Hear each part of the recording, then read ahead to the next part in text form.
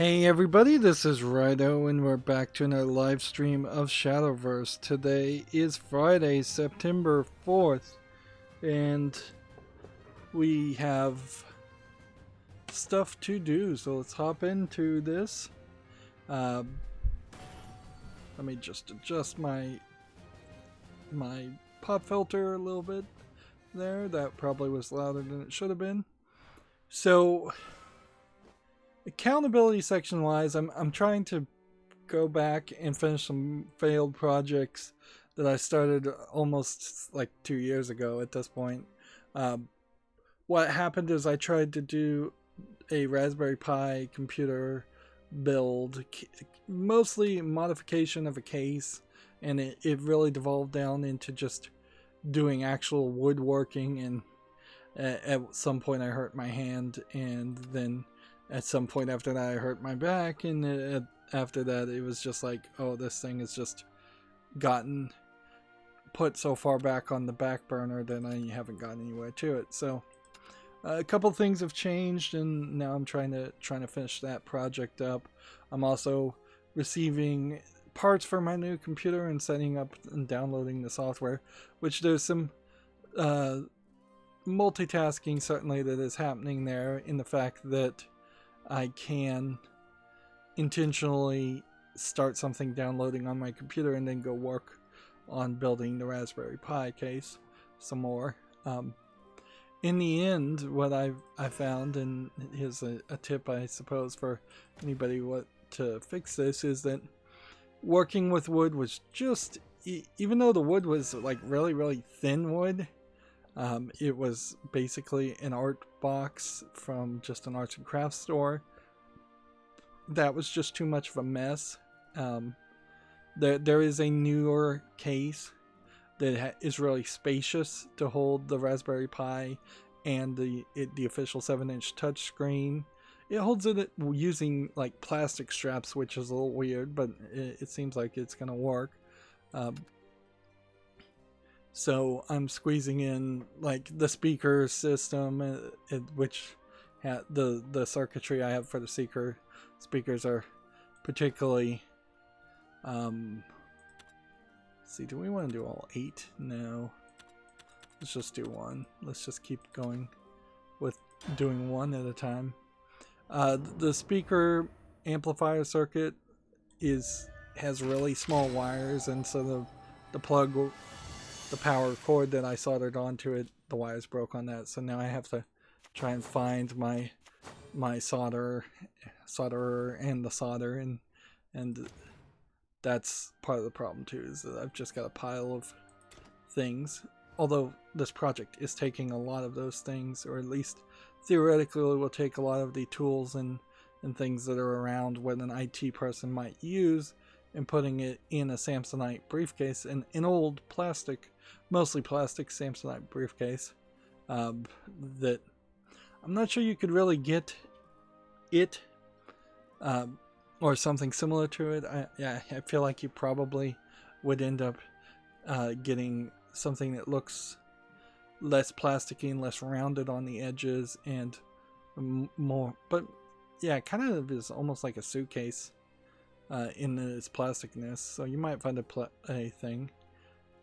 modern one. This is a very old thing, and in it, the fact that it's old, you have some possibility there of not messing up too much. Also, I'm going for much less modifications. I'm going to try to put a hole for what's called a Kingston lock, which is a little square hole that you put a special lock into for laptops to lock them down to a desk so you can't walk away with it, and a hole or two holes on the bottom, one with a HDMI USB connector on it, one with a just through hole connector to run a network cord through it.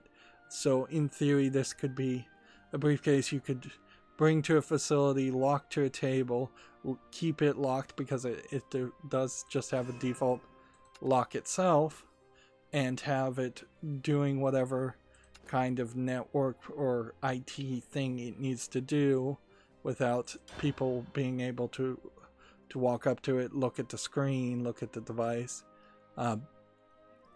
or mess with it in any way.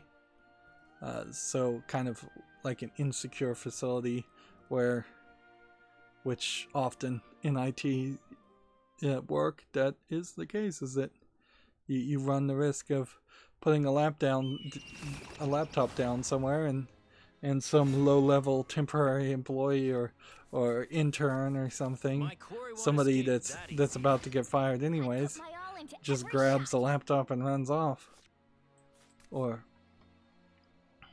Although I would also say this whole building of the computer is just highly speculative, and I'll probably never use it anyways.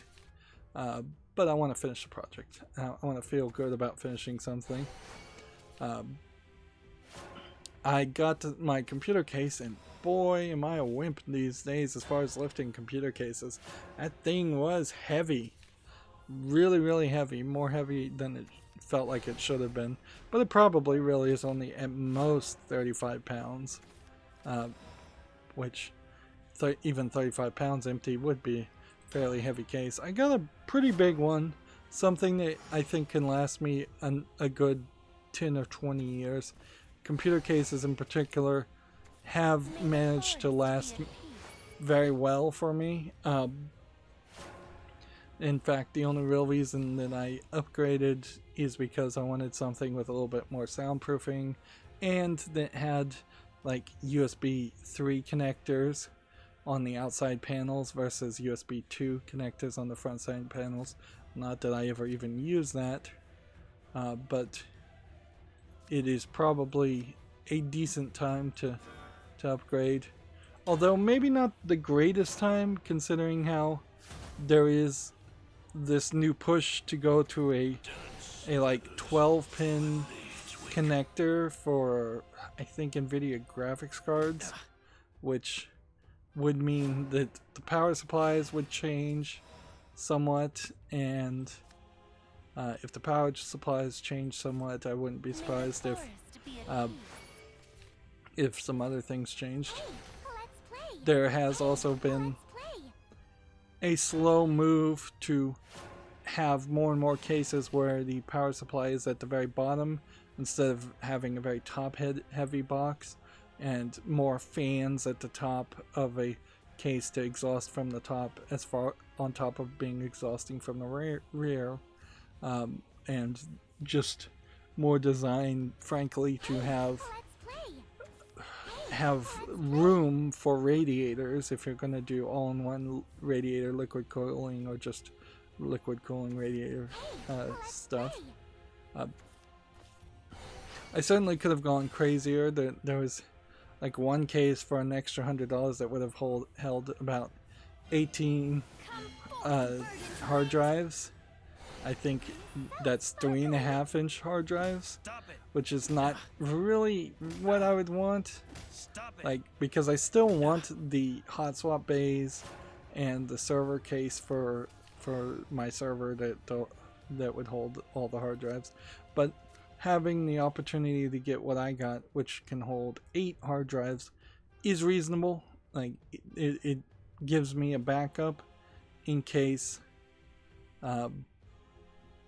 there's just no way around that. Let's see. Not one for pranks.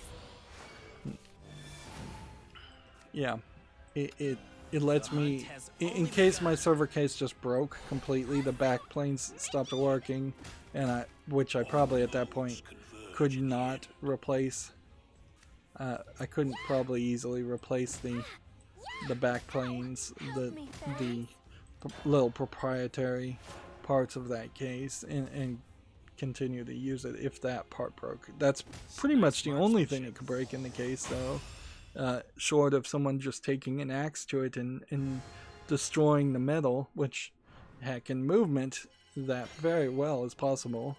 It's my server cases, and server cases in general, are particularly heavy. I'm gonna start at the bottom and work my way up here. But yeah, if for some reason that stopped working, then my new computer case could could act as an instant replacement or at least a semi-replacement. And I plan to get rid of my current gaming computer case at some point and just giving it away. It's still a decent case that I'd be fine with giving to a kid that wanted to build a computer, and they'd be happy with it, but it is a little too old for what modern sentimentality looks like. In fact, it looks quite ridiculous by modern standards, and I would say even modern video game console design standards are pretty ridiculous with the square boxiness and LEDs that tend to be standard. The light will find you. But yeah, so I'm still waiting for the power supply, and then that's all I really need to do. I think it probably will be about a week of just living with it and setting itself up, doing a fresh install. Meanwhile, I decided to scan my entire hard drive for viruses and found more than I would have thought I would have had, which is more than 0. You just gotta listen. And I think Windows' newest update probably has updated their antivirus software a little bit, and apparently that in part may have been affecting backups, whether backups were actually happening. And so I found that like one of the videos I tried to upload is corrupted, and I just don't have a backup of where those I don't have a backup since like January, which is not what it is set up to do by any means. It's supposed to basically have a file history backup like every couple days, and I have been acting kind of blissfully ignorantly as if it was. So there might be one of these Shadowverse videos that was just lost to time because that video is corrupted, which that sucks, but it's not a big deal to me, particularly since it was a Shadowverse video. But there is also a possibility the same thing happens with pre-recorded footage. I'm also still slowly making my way through Battleship Brigade, and it more and more it feels like what this new phrase I've heard is a kinetic visual novel, in the sense that there are no branching paths, and there's some kind of insanity in the end of Act 2. Slight spoiler for Act 2, I suppose, but you are doing this whole tournament thing, and a proving tournament that would have gotten you into the Battleship Brigade, which is a half warrior, half chef division that fights monsters and then uses the meat from the monsters to cook meals, which you'd almost certainly have 2 separate specialists to do that and not combine those 2 skill sets. In the same way that we don't have like cattle ranchers and hunters also becoming cooks. There are a few professional chefs, I imagine, that hunt their own meat, yes, but it's not usually a requirement. Let's see. Deal 5 instead. Bash this, put 10s of that and 10s of that. Enemy follower amulet.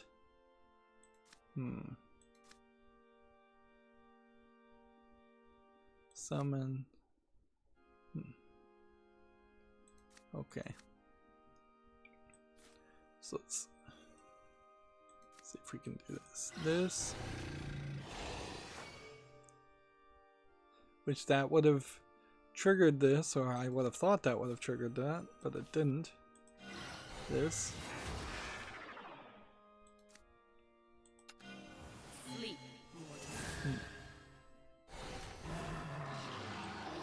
This.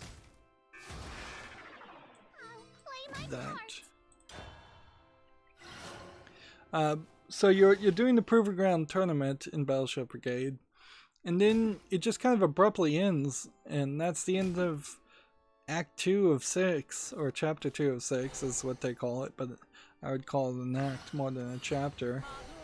Pretty much the same thing.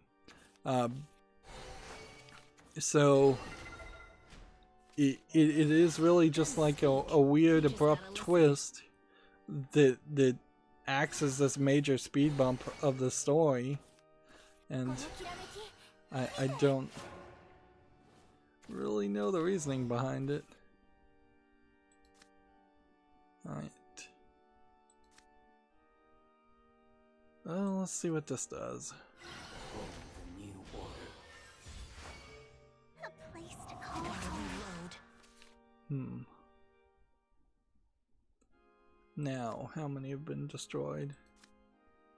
Nothing. I'll play my part.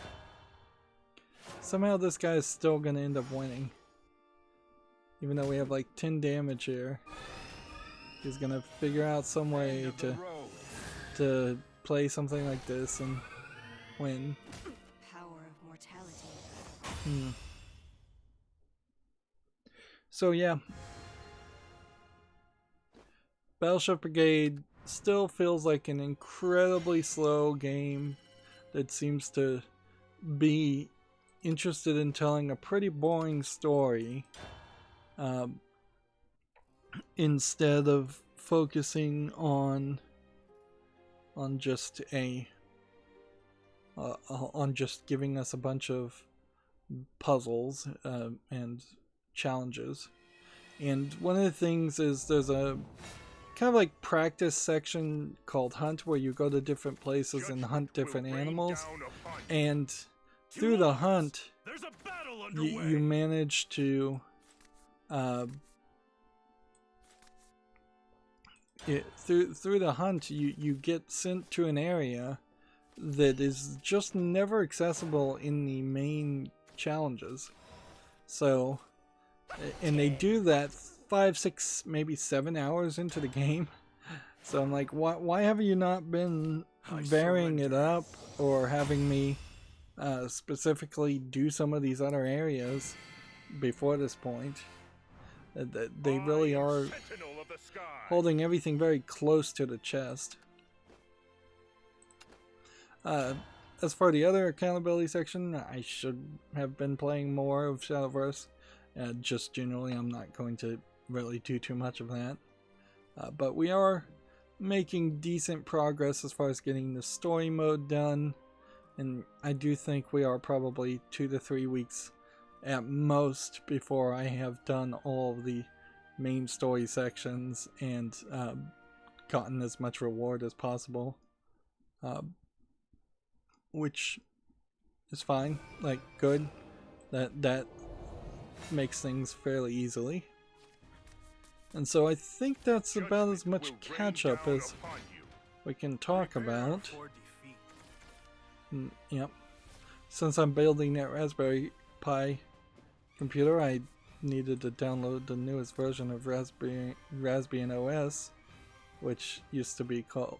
No, it's called Raspberry OS now. They changed the name. Which there's a 64-bit beta version of that was a consideration, and there is also several other variants of Linux that have been built that aren't specifically or officially mentioned to work on the Raspberry Pi. Pretty much you could probably get any version of Linux that has been built and compiled for an ARM processor to work on the Raspberry Pi, but the level of support there will vary greatly, and I think Raspbian OS makes the most sense. If you're looking for a specific program, there's probably a decent chance that specific program, if it is supported by Debian or compiled for Debian Linux in any format, that it is probably also compilable or is compiled, pre-compiled for ARM processors. This is my home. And there certainly are some things that an IT person might want installed versus what a general user might want. Okay.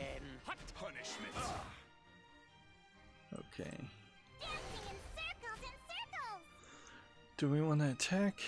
I mean, I don't think so, not at the moment.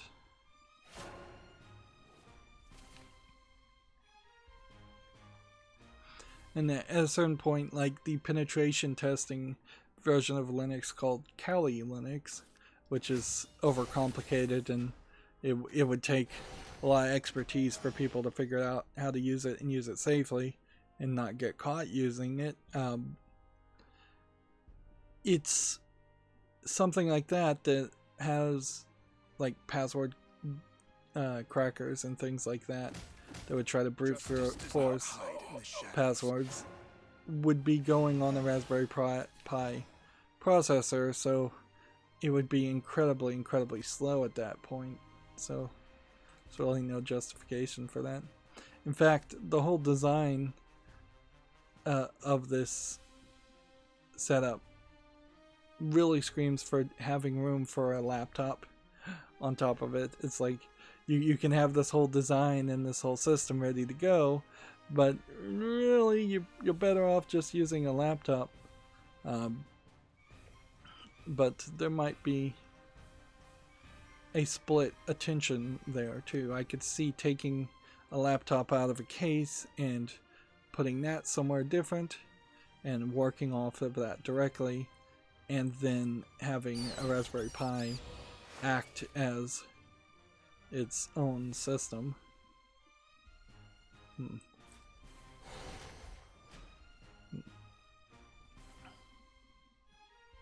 Yeah, actually, come to think of it, I have a very good idea. There's a remote login system it could be installed on it that would work fairly nicely. Okay, come on, let's evolve this. Lend me your power, Golden Step. Yeah, I'll have to look and see if I can set that up. I've set it up. The software I'm thinking of, the Guacamole, yeah, I think is the name of it. And Guacamole, Linux, remote logging, remote connection software, and Raspberry, the Pi hole that is an ad blocking software, both of which would be decent builds to run on the computer. But yeah, as you can probably tell, my head is definitely not so much in video games. Also, I still have scheduling and clearly trying to force myself to actually schedule videos in a subconscious way pushed me to just try and finish other projects, which definitely goes to show that it is so objectionable still to actually have to schedule things on YouTube, because it's such a terrible experience that I would rather just completely do anything and everything else.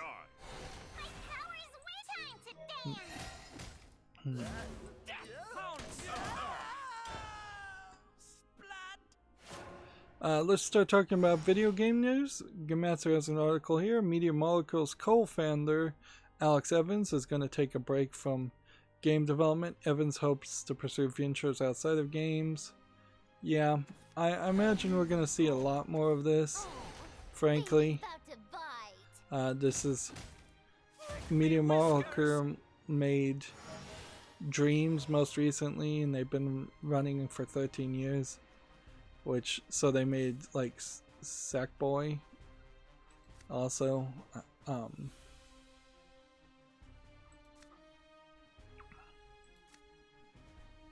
So yeah, I feel like Media Molecule in particular is one of those companies that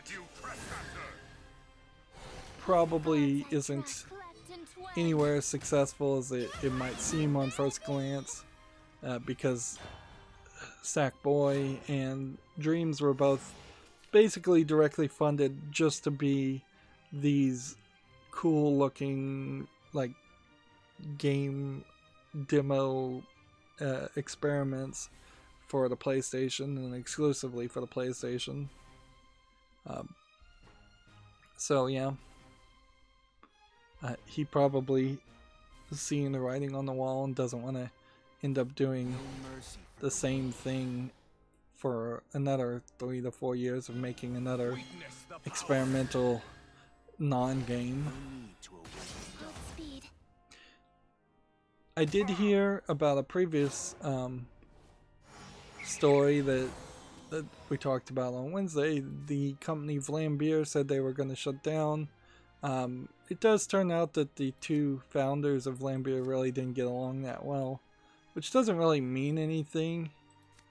Like Penn and Teller, I think, have kind of come out directly and said that they don't really get along that well outside of work. Although I guess in Penn and Teller's case, they've said they don't socialize outside of work. They just keep it as a strictly professional relationship. And as a strictly professional relationship, I think they do actually get along well. So that is actually the exact opposite. Honestly, I think there is a lot of cases where people want to become best friends with the people they're co-working with, which never works. You wish it would work, certainly. I've been in situations where I wish that would have worked, but it never does.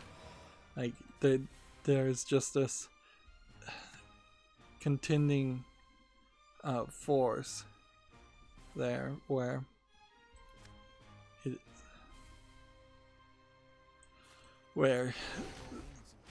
co-workers are in one way or another potentially out to compete with you, and so there's always going to be that schism and separating any meaningful relationships.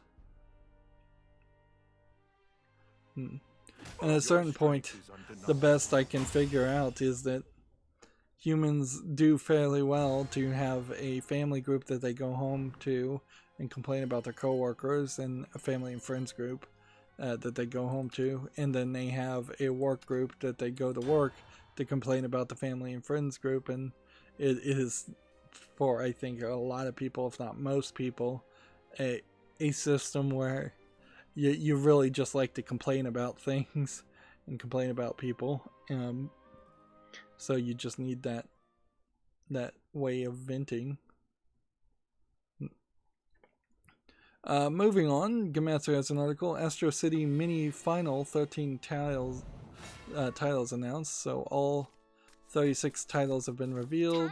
I don't know what this Astro City Mini is, though. It looks like a little toy, and it seems like it is mostly connected, mostly a collection of just, Master System Sega games.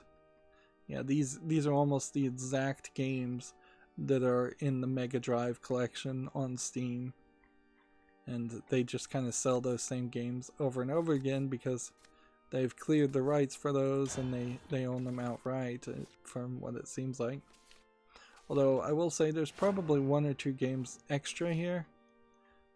But there are also some ones that are kind of glaringly missing, in the sense that there's only Sonic Boom, not any other Sonic games. And I'm not sure Sonic Boom even is a Sonic game, as in Sonic the Hedgehog. So yeah, just by the looks of this design, this looks like a tiny screen and a tiny controller. Not something anybody really would want to play.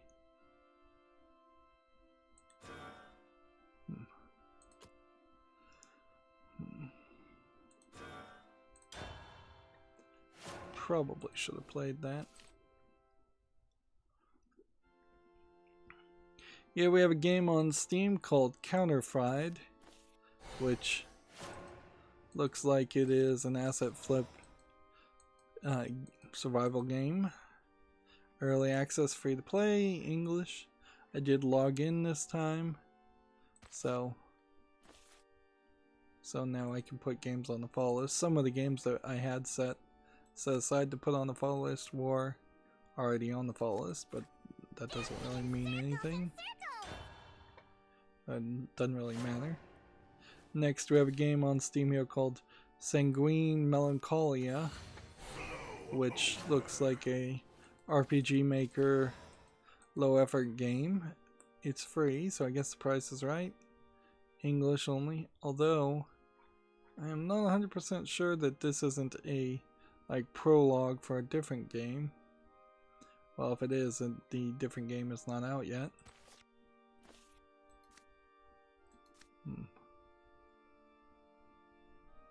If your leader's defense is less than your opponent's, deal 2 damage to the enemy leader. Okay. I can devour your dreams. I should have attacked, then hurt myself to draw a card, because I need my defense to be lower.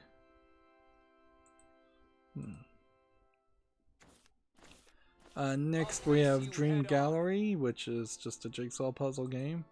Starting to see that, although I will say this probably is like a Chinese jigsaw puzzle game, considering how you have these like imperial Chinese looking ladies. $3.99. Bunch of languages, none of which are claiming full audio. I would still guess this is probably a Chinese game. It's being labeled as a point and click, and I think that is a completely dishonest description. Although, in all fairness, it is worth mentioning that it's not the game developers that make those tags, it's just people. Although, maybe it is the game developers. It may be both, actually, because undoubtedly we have seen games that nobody has bought, and they've all had tags. It says popular user-defined tags for this product is what they labeled as, but I think that is bull. I think by default the game developers themselves can throw in those tags. And maybe users later on in the process, if there are enough users, evolve the tags.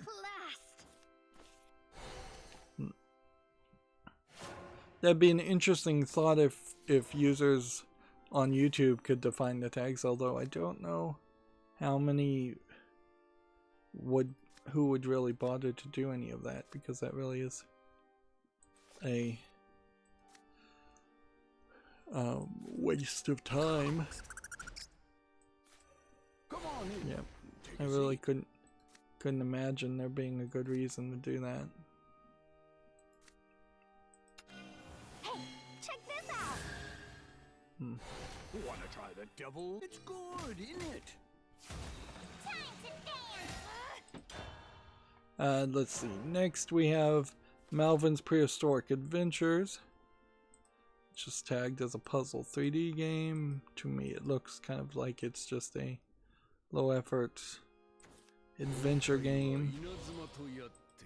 It doesn't look polished enough. $6.99 English Russian, which makes it a little suspect too. I guess we're bearing the lead, and I don't even know if I have any articles about this, but Nintendo did its Mario 35th Anniversary Direct. They announced what we thought they were going to announce, which was a bundle of Mario Galaxy 1, Mario 64, and Mario Sunshine. You're not getting Galaxy 2 in that setup, but I guess that's probably to be believed.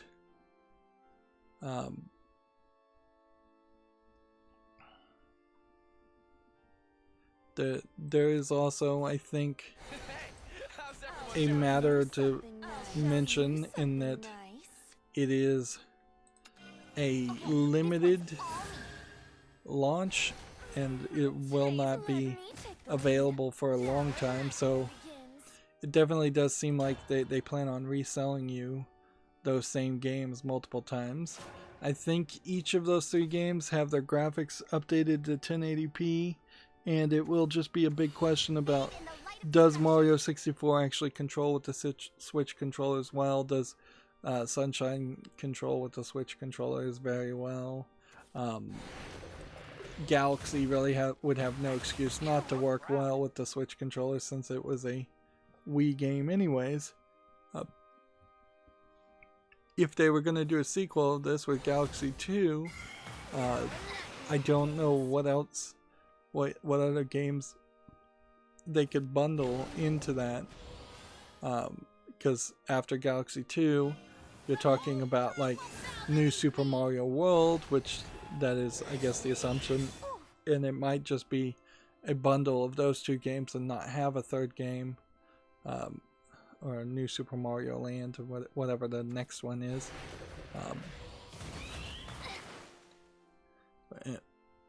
Maybe they made a new Super Mario Land 2, so they might get to a trilogy that way. Storm, Bane, Ward, or Bane. No, don't pick on my bloodkin. Good. So, yeah. Those games will be available, but I wouldn't be surprised if that is kind of the big announcement that was forced upon them just because it was an anniversary of a somewhat round number of 35 years. And we won't see much of any other announcements for the Switch this season, this holiday season.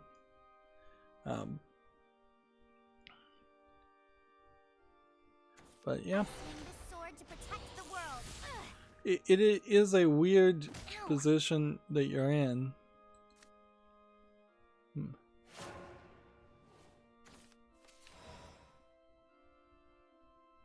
Damage to your leader reduced to 0.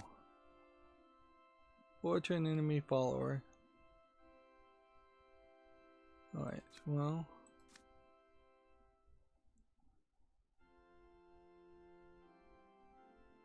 Deal 1 damage. Destroy 2 enemy followers if Vintage is not activated. Lose 2 play points. Okay. So you gotta hit this out. And you gotta get rid of this. The drunken dream must end here. Okay.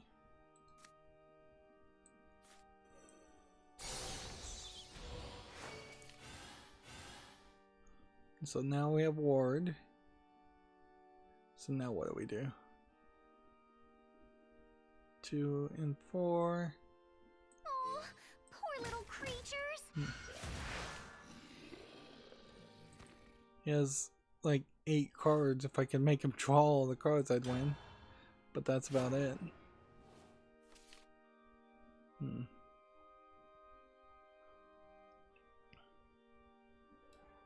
Yeah, it puts you in a weird position because I pretty much would say Mario 64 is abandonware. And at a certain point, I think you can still very easily say the original ROM of the original Mario 64 is abandonware. In the sense that they just didn't do anything with it for a very long time. At least in my opinion. And this is going to be an argument of what is abandonware in my opinion.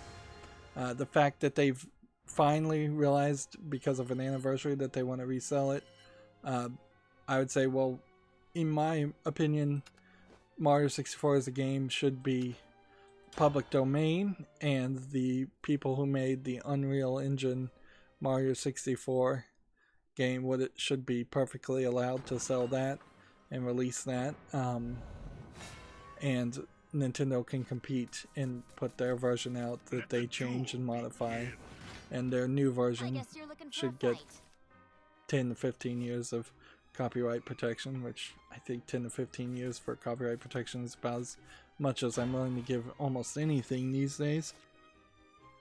And maybe I could see an argument to say, well, Mario Galaxy has just not been released since the Wii, so it was the Wii, then the Wii U, then this. So it's only been like two generations of consoles, and it's not probably been 10 years since Mario Galaxy came out. Maybe barely over 10 years for Mario Galaxy. And then Mario Sunshine, probably, I would say, is probably abandonware for a couple different reasons, but one in particular being that there was no real continuation of that story or that idea. Speaking of copyright, Lego doesn't understand copyright. So like 2 or 3 times now I've looked at a single image of it does feel like even looking at a single image of some of the Mario Lego kits is enough for them on YouTube to claim the entire video. And I'm not bothering to fight any of these copyright claims at the moment because I'm not monetized anyways, but if I ever got 1,000 subscribers, which, yeah, that probably would take another 10 years, or got monetized some other way, at that point I think I would fight all of these stupid, ridiculous claims. The idea that you think you own a copyright to an ad copy advertisement image of a Lego, and that a single frame, I don't even know how the single frame as a concept is being claimed on YouTube. Like, that is so insignificantly small. There's no way you're going to have a successful copyright infringement claim there. 5 minutes has been the most precedent-setting case. So even having like 5 minutes of someone's content is not good enough, which does pretty much throw music right out the door, in the sense that they probably would make a different argument for a 4-minute song if you played all 4 minutes of the song, but 5 minutes of a song that is that is part of like a 2-hour movie. And then of course you get into the problem, well, the song in the 2-hour movie has its own separate copyright, which there's ridiculousness in that also. Regardless though, I don't want to get into a copyright rant. We have a game on Steam here called Awoken Chapter 1 Reverie, which looks like it might be a horror game of some sort. One of the things I wanted to do here is I wanted to set up one of these dark screenshots. Here's a great example. And I was going to, I've set my secondary monitor / TV's remote aside, and I was just going to bring up the menu and see if I could adjust the picture to make it brighter. Because I have like the brightness at 50, and yeah, I think if I turn the brightness up to 75, that helps me see it. Because there have just been times where I've said to myself, yeah, I can't read this. And even in the stream, it doesn't look that dark. Of course, that's really violating a lot of ideas there of doing it right. Let's see. Why can I do this for 0? Okay. Open gate of the dead. Prepare yourself. My blade. Your Of course, you won't see anything different if I'm just adjusting the TV's video settings. Yeah.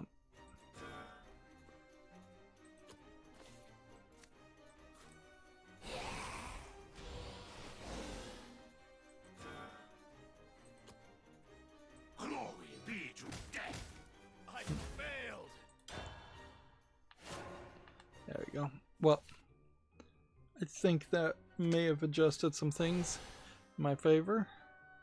So now that I can see these images a little bit better.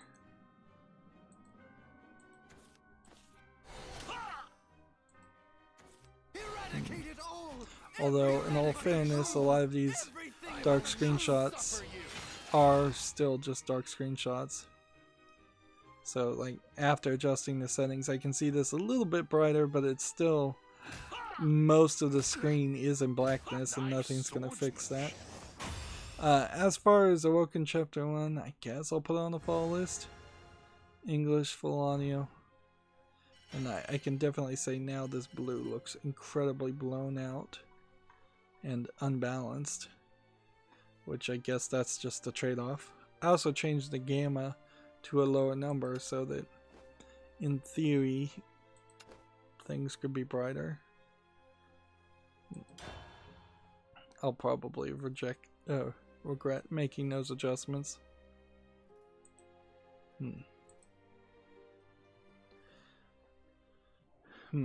And I don't think on my TV I can make adjustments for like the Netflix app compared to the regular input. And that's where it would be fairly helpful. Ruler of the skies. Is if I could I'll teach you some manners. balance it based on the tendency on Netflix to watch TV and movies versus the computer input that has a tendency to see PC images that are differently balanced. Moving on, we have a game on Steam here called Pro Gymnast, which looks like it is an attempt at some kind of gymnism, although I don't know if there really is a game here or if this is just a silly physics simulator. See, I just don't think there are competitions out there yet. Almost certainly there will be something like this that is for specifically gymnasts. We've seen like Takeshi Castle spin-offs, I think is the name of that Japanese show, where the American Ninja Warrior is what it's called in America. But American Ninja Warrior is not specifically for gymnasts. When you can see the actual gameplay, it really does feel like it's more of a co-op thing more than anything else, and it feels like this is probably a game that's not programmed to benefit you and help you actually succeed, and it's really more just designed to give you a laugh for about 5 minutes, and then that's about it, because you're just gonna fail no matter what. Well, this is the first game developed by this company, so put it on the follow list. It's $13.49 discounted and supports several languages. But yeah, I think it probably is just one of these co-op style games. Gamatsu has an article, Shiren the Wanderer, the Tower of Fortune, and Dice of Fate for Switch and PC has a new illustration, which this is the first I've even heard of this game. But also this is just an illustration of some characters, some anime characters. So that's not real news.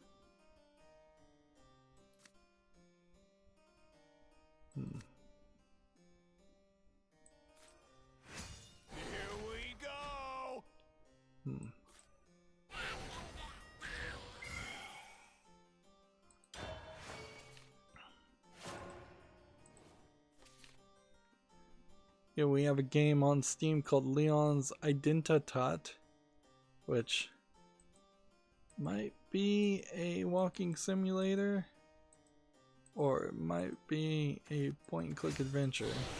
It's tagged point-and-click.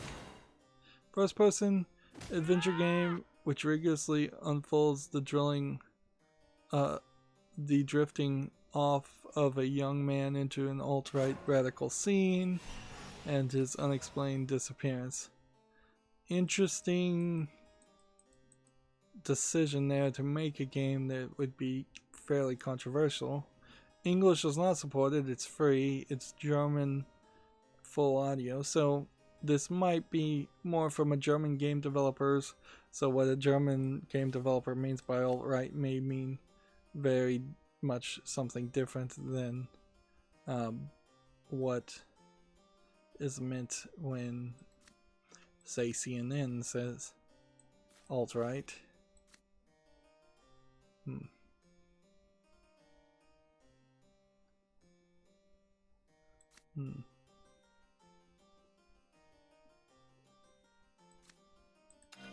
don't want to miss this. Let us battle side by side. Okay, how are we gonna do this?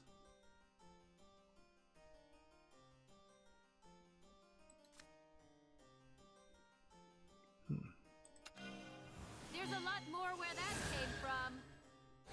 I soar on the wings of dragons. Stand tall.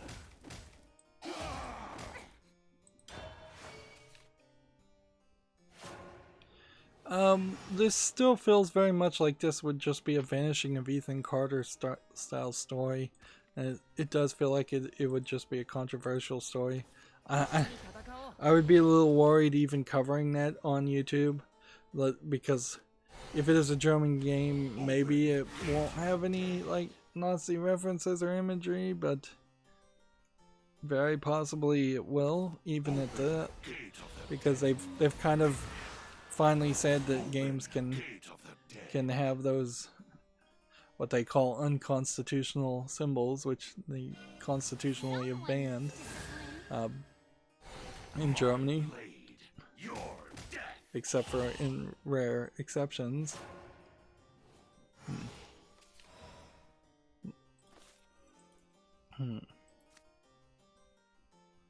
Deal 6 damage to an enemy follower. Is there any way to do this? Enjoy my traps. Nowhere to run. Ready to witness my true strength? You're mine. Nowhere to run.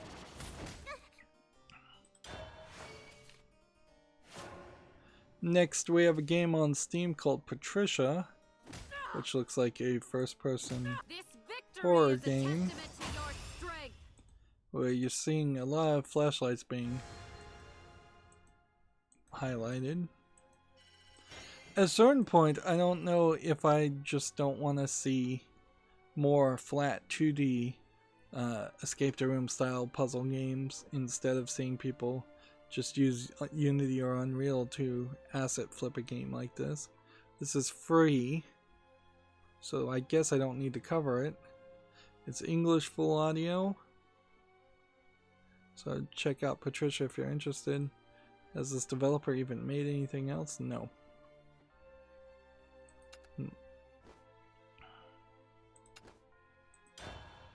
I'm losing fairly badly, but it kind of doesn't matter, honestly. There's really no reason to get higher in ranked unless you can hold on to being higher in ranked. So losing and then winning, losing and then winning is just the way things are going to go. Very differently from the experiences that I've tried to have in other collectible card games. Let me warm up for a spell. Well, a podcast I listen to, the podcasters are kind of obsessed with playing Hearthstone, and they had been sticking with Hearthstone up until this point, and even they are saying now that they've gotten bored with it, which at a certain point it is just to each their own on that. Any game, particularly a long-running collectible card game, you are going to have almost all players find a point where they get burned out and they're just tired of playing it. Next, we have a game on Steam called Louis. This looks like it's just a frustration platformer game. There might be some nice control polish here, but the visuals are a little lacking, and it's certainly not my type of game. It's $9.99, English only.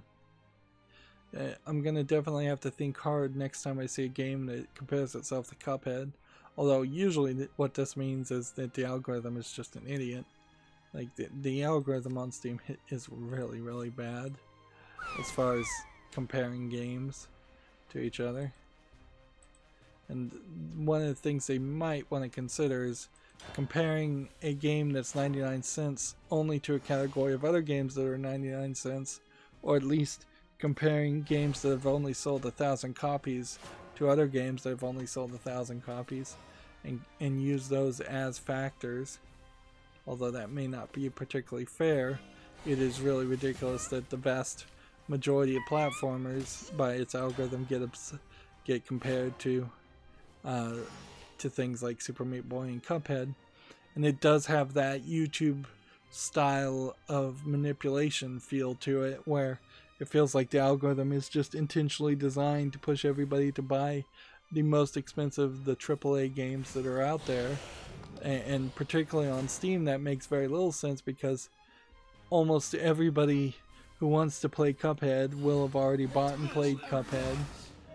Nobody's going to play some unknown platformer and then get pushed into playing Cuphead, and as if they wouldn't have heard of it before. Alright, so we go with Prophecy of Doom.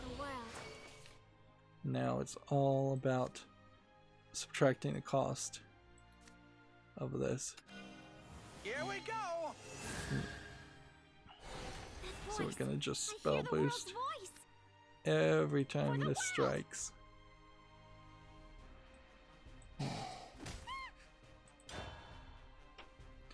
Next we have a game on Steam called Strike VR. This looks like it's a VR shoot 'em up equivalent. There's a ton of garbage on the screen. It's $14.99. English full audio. 3 unique stages with 5 levels each, so 15 levels, and a shoot 'em up equivalent. It seems to span both space shoot 'em ups and military shoot 'em ups, and it seems to even open up the concept of a VR bullet hell game. Interesting. But yeah, there's just way too much heads up display that's happening.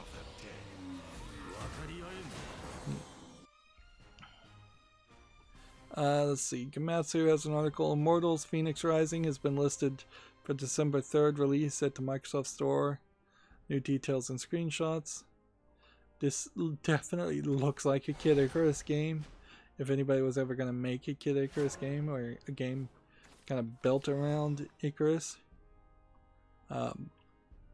Although, I don't know if there really is a reason to build a game around Icarus.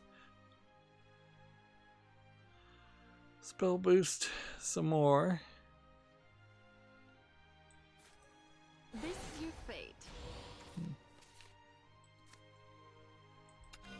You won't get past me that easy. A revelation. Death draws near.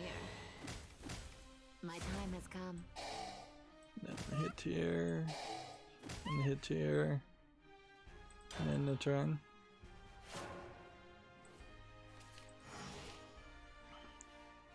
Next we have Demo Reborn on Steam. This is a game we've been seeing listed, and I didn't know if it ever actually was going to come to Steam. Not sure. It's tagged as a puzzle game, but it looks kind of like it has a musical element to it, like it's a line writer music game somehow. So, and the story and the characters definitely look a little weird. And let's see if this trailer even explains anything. Yeah, this game always just looks so weird. It runs both standard and VR. I'm gonna, I guess, have to put it on the wish list though. It's $24.99. That price is a little too high. There's seemingly a decent amount of DLC to bump it up even higher. It's Japanese full audio. I think Demo Reborn might be a remake of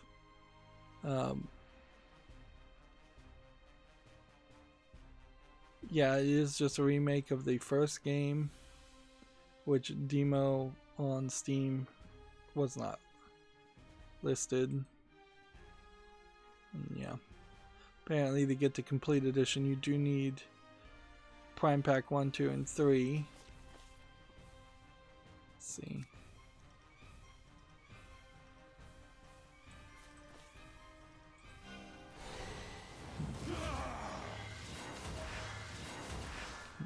You beckon? I haven't been this excited in ages. Darn it, didn't play fast enough. So yeah, it'll just be a matter if I ever get around to actually playing it.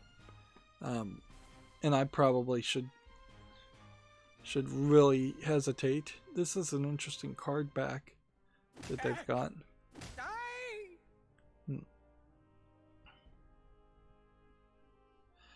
Moving on, Gametsu has an article. Kodakawa Forward Works in Cave announced World Witches United Front for iOS and Android.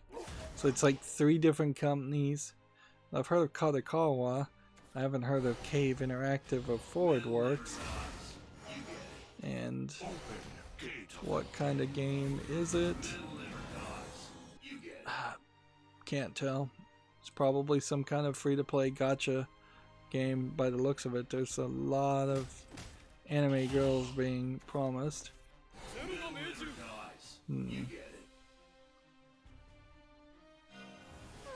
It doesn't even seem like it is connected to any anime series or anything that I know of. So it feels like it might very well just be a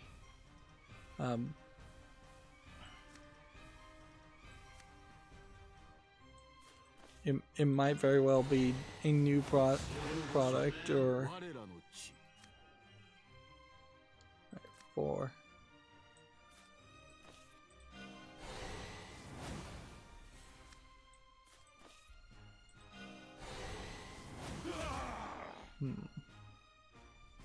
Still gonna lose no matter what I do. Yeah, there is Strike Witches, and this feels like it's a ripoff of Strike Witches more than anything. So perhaps it's a spin-off of Strike Witches. I think that's the name of the anime. That's what I call a fight. Speaking of anime, we have an adult slide puzzle game called Anime Feet, which are just low effort slide puzzles of 3 by 3 tiles, 9 tiles, and maybe a few puzzles are a little bit more complicated than that with 4 by 3 tile puzzles, and it's just anime girls showing off their feet, sometimes in stockings, sometimes not, for those people that have the double fetish of wanting to see anime girls and foot fetishes, which there are definitely people out there, but you are definitely looking for a double niche there. This game is selling for $1.59, English full audio only, $1.59 discounted at the moment.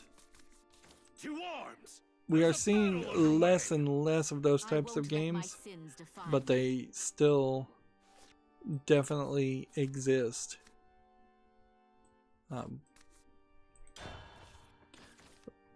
Which is interesting.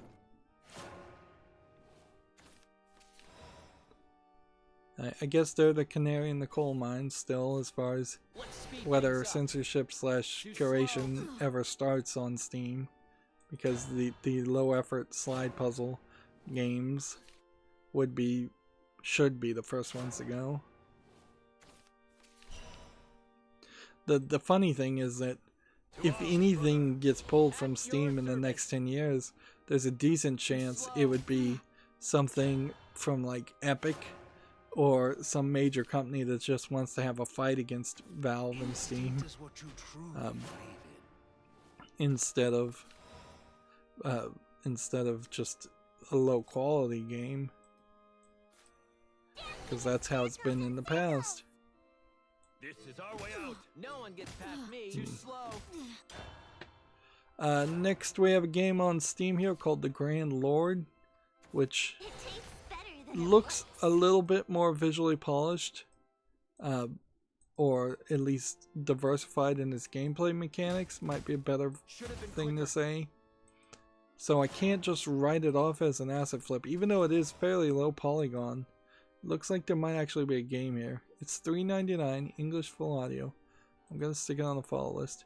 I will also say it was the video mostly that sells it more than anything. That really does look like there is stuff here, and often I don't bother to look at the videos, so there's sure a possibility that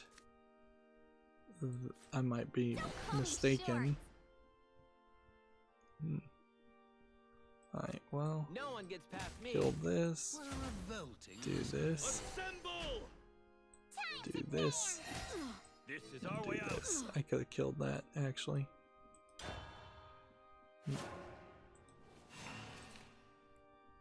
Gamatsu has the Famitsu sales for $8.23 through $8.30. Let's see what's sold. Let's see. Legend of Heroes is new for PS4. Ring Fit Adventures is still topping the charts. Final Fantasy Crystal Chronicles Remastered for the Switch is new. Final Fantasy Crystal Chronicles for the PS4 is new. Captain Tsubasa is number 6. From what I hear, and this is from probably sources who wouldn't know better one way or the other, but from what I hear, there is a bit of a chance that Captain Tsubasa is actually a good game, where I would say you would have that high chance of it not being a good game. Let's see. Clash +1+1. It's not enough. March on! I'll save you all. No one gets past Here, me. Ah! No one and gets then past me. here, Salvation And then- surely awaits.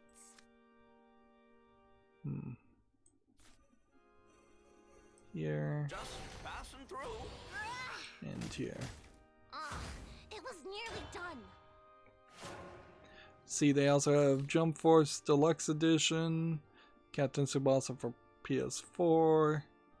Then everything else are things that have been available on sale. You could definitely use these sales charts to just map out what Switch games you probably would want to buy, even if you're not a Japanese Japanese anime game fan. There's a pretty good list here. Terminator Resistance is number 27. It's new, so it's doing pretty badly. And I hope to unify I feel like there have been previous weeks where the Switch itself has sold for 100,000 units over the course of a week. So we're probably seeing a slowdown there. And it seems like the PlayStation 4 Pro outsold the new 3DS. But then the new 2DS LL, including the new 2DS, is still selling fairly well. And the Xboxes are still selling absolutely none. What you truly believe in. Verifying access. I haven't seen any real indication that they have decided to force people to stay home in an effort in Japan to socially distance. So I feel like it is possible they have created a no-will scenario where people are having to stay home and be bored.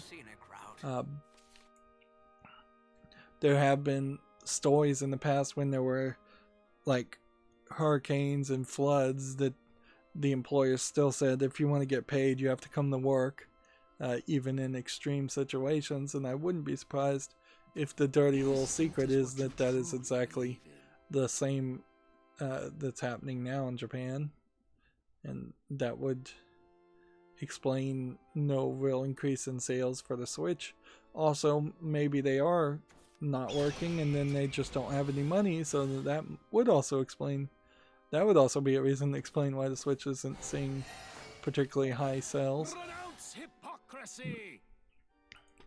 Regardless, our next story from TechRaptor, Magic the Gathering is getting a Dungeons and Dragons core set, which is just kind of ridiculous because at this point, I feel like they've retroactively said that Magic the Gathering was always based on Dungeons and Dragons, which I don't believe it was. And now they're just trying to merge the two together, probably because they've realized that there is nothing they can do to sell any more copies of Dungeons and Dragons. And so they are just probably doing their best to make as much profit as they think they can from the Dungeons and Dragons license. Easy does it. Since Hasbro owns Wizards of the Coast, and Wizards of the Coast now owns Dungeons of the Dragons, I kind of wonder if maybe Hasbro is on the verge of going out of business and they're just desperately trying to make as much money as possible, considering how like Toys R Us went out of business and there's probably not going to be a ton of toy sales and in this holiday season. But to get back to this topic, a core set is going to be released. This does not really indicate to me that I would want to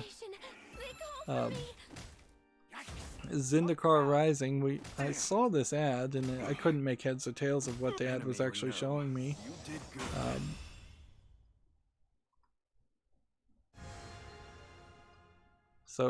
But Zendikar Rising, I guess, is the core set. No way does that make me interested in wanting to go back and play Magic the Gathering Arena or in any other form. I would say Magic just kind of has too many problems with itself and it's not really ever going to solve it. The thing that would have to happen is there would have to be like a major shakeup at Wizards of the Coast and just a complete elimination, I think, of all the powers that be and a new vibrant leader saying we're going to take this in a different direction. Doesn't even have to be a better direction, just a different direction, a less greedy direction in particular for Magic the Gathering. And I just don't think that's going to happen.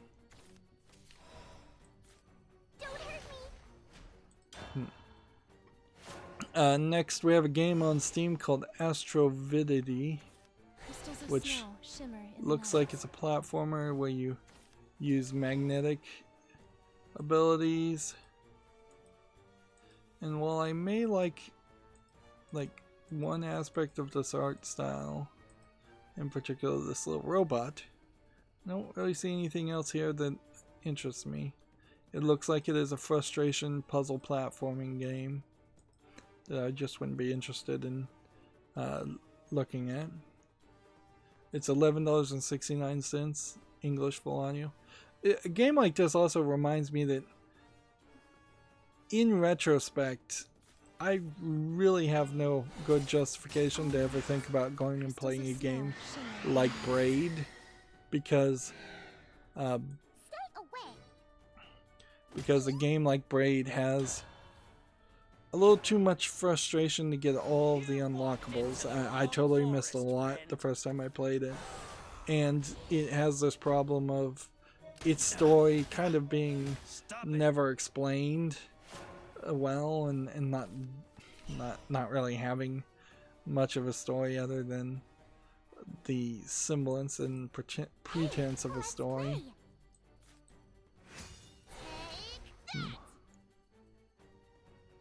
Alright, well that didn't quite work the way I'd wanted it to.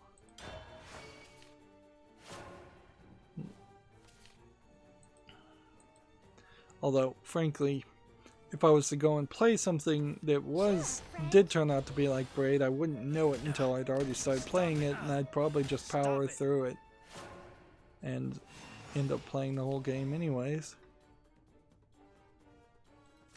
And compared to The Witness, like, I knew going in on The Witness that there wasn't going to be really any story, so I was not upset that there wasn't really any story in The Witness. Just don't. Whereas I could have definitely seen myself being upset if I hadn't already known that. Hey, let's play. Next we have a game on Steam called Craft and Abyss, which Nice marksmanship. looks like it's a top-down twin-stick shooter game, maybe with some modifications to your ship, and looks like it might even have some visual novel elements. And we just lost a rank. At this point I'm just going to play as Forcecraft and just keep on playing until we maybe get a win. Yep. This doesn't look interesting enough. It's early access. It's $8.99. It's English and Chinese. Nothing here inherently screamed out to me that it was a Chinese game. Although in retrospect, the high amount of menus being highlighted might have been a hint. The world called, and I answered. Let's see, what do we want to do? I'm just going to hold on to all three of these. Gamma Sutra has an article here. The Mario Maestro speaks. Koji Kondo on composing classics. He apparently composed Super Mario Brothers music, and he was the sole composer for Mario games through the 1996 Mario 64, as well as the mainline Zelda franchise through Ocarina of Time. So this might be an interesting article to read. It's from 2014. It got retweeted by Gamma Sutra, so I got tricked once again. But yeah, okay, that's interesting. There probably is a thought, certainly as far as video game composition for an NES game versus video game composition for a modern game, in the sense that you had a limited number of samples and sound files that you could have in a NES game, and frankly it would probably be close to just the equivalent of MIDI music. And as that became less and less of a thing, particularly once they introduced CD-ROM based games and further, you could have entire sound files and entire songs play in the background of music. So at a certain point, the need to compose small, short, piffy sounds were less necessary. Although it still often seems like it could be useful. Like there still are cases even now where the music playing in the background of this game, even if there have been a couple times where it felt like it was a little repetitive and a little annoying, and at certain points it might be better to turn off the music. Anyways, even the cell phone game that I keep playing, Destiny Child, the music on that is almost always turned off for me, so I don't listen to any of it or any of the sound on it, even though it's the game I spend the most time on, most consistently. Help me, fairies. Which I don't know if it really means anything to say this. Another month has passed and another event is happening, and yeah, they just cycle through 2 or 3 different events. So every 3 months you have a full set of different types of events. I travel And in search of I'm the doing unknown. so well that I've run out of gold to upgrade my characters. So Stop it. I'm gonna have to save my gold over the next month or two to just upgrade all my characters. The ordained hour has arrived. You'll be rid of Moving on, we have a game on Steam here called Midnight's Curse, which looks like an RPG Maker game, where you, with a bunch of like universal monsters. $3.99, English only. They're also promoting Ashes of Immorality. Ashes of Immorality instead of Immortality. No, it's Immortality. I misread that. That would be a different game. Type of game, I imagine. Time to head home. Bulb. The hunt has only begun. Attack. Attack. I wish Shadowverse would just let you drag the cards and preload the actions.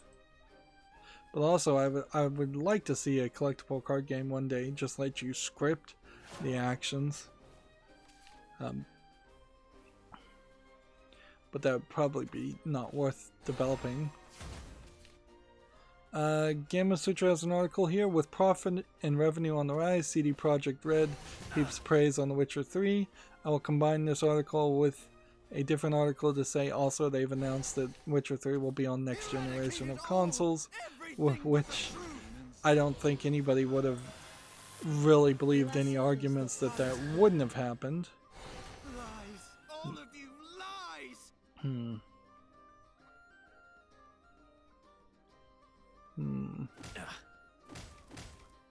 gonna rest for a bit. Tech Raptor is promoting DLC for a Nutaku adult game. It was called Custom Order Made 3D 2. Now has an Extreme Sadist Queen DLC. I feel like that game, or a game very similar to that, was put on Steam in kind of a censored fashion. And Hey, let's play. people were buying it I won't let you quite a get bit away. because they were applying the uncensored patch. You're pretty good. Yeah, I'm gonna lose.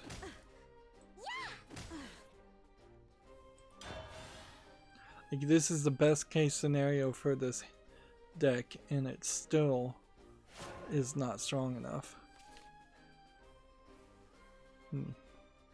Nice marksmanship.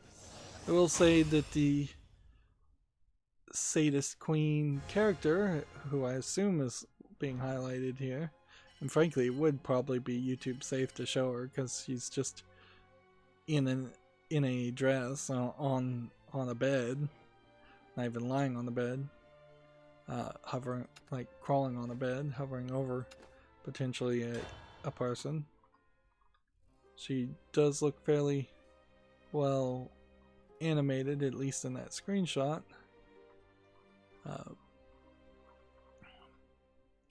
Although I never really could figure out what that game really was as far as how you controlled it or what you did with it. My quarry won't escape that easy. Okay, no more crying. Let me see if I can scroll down here and figure out what how you actually play the game. No, it doesn't really say. And because this is DLC on Nutaku, then pretty much would have to buy the DLC instead of potentially just buying it as like a Steam purchase. You would have to buy the Nutaku coins, which would then show up on your credit card as something, and would be a questionable looking purchase to anybody else who looks at your receipts, which is one of the beautiful concepts around them just directly selling adult content on Steam, is that there's no stigma around buying something on Steam, where there would be quite a bit of stigma around buying something on Nutaku. Assuming people know what Nutaku is or bother to type in Nutaku, find out what it is. Moving on, OpenCritic has an article here. Did Tuskegee Airmen arrive in War Thunder? Which, okay. I don't know if War Thunder is particularly a good game or not, but apparently it's always an interesting story to hear about the Tuskegee Airmen, like the first African American group in the Air Force, I think, in the United States. They get talked about.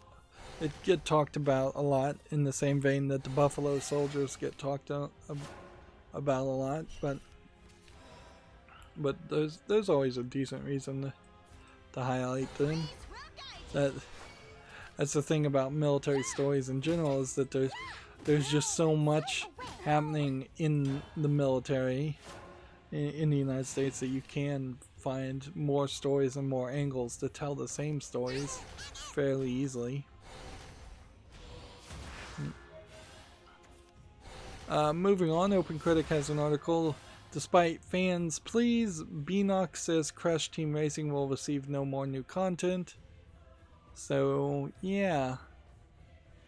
That doesn't seem like they're really supporting their audience very well.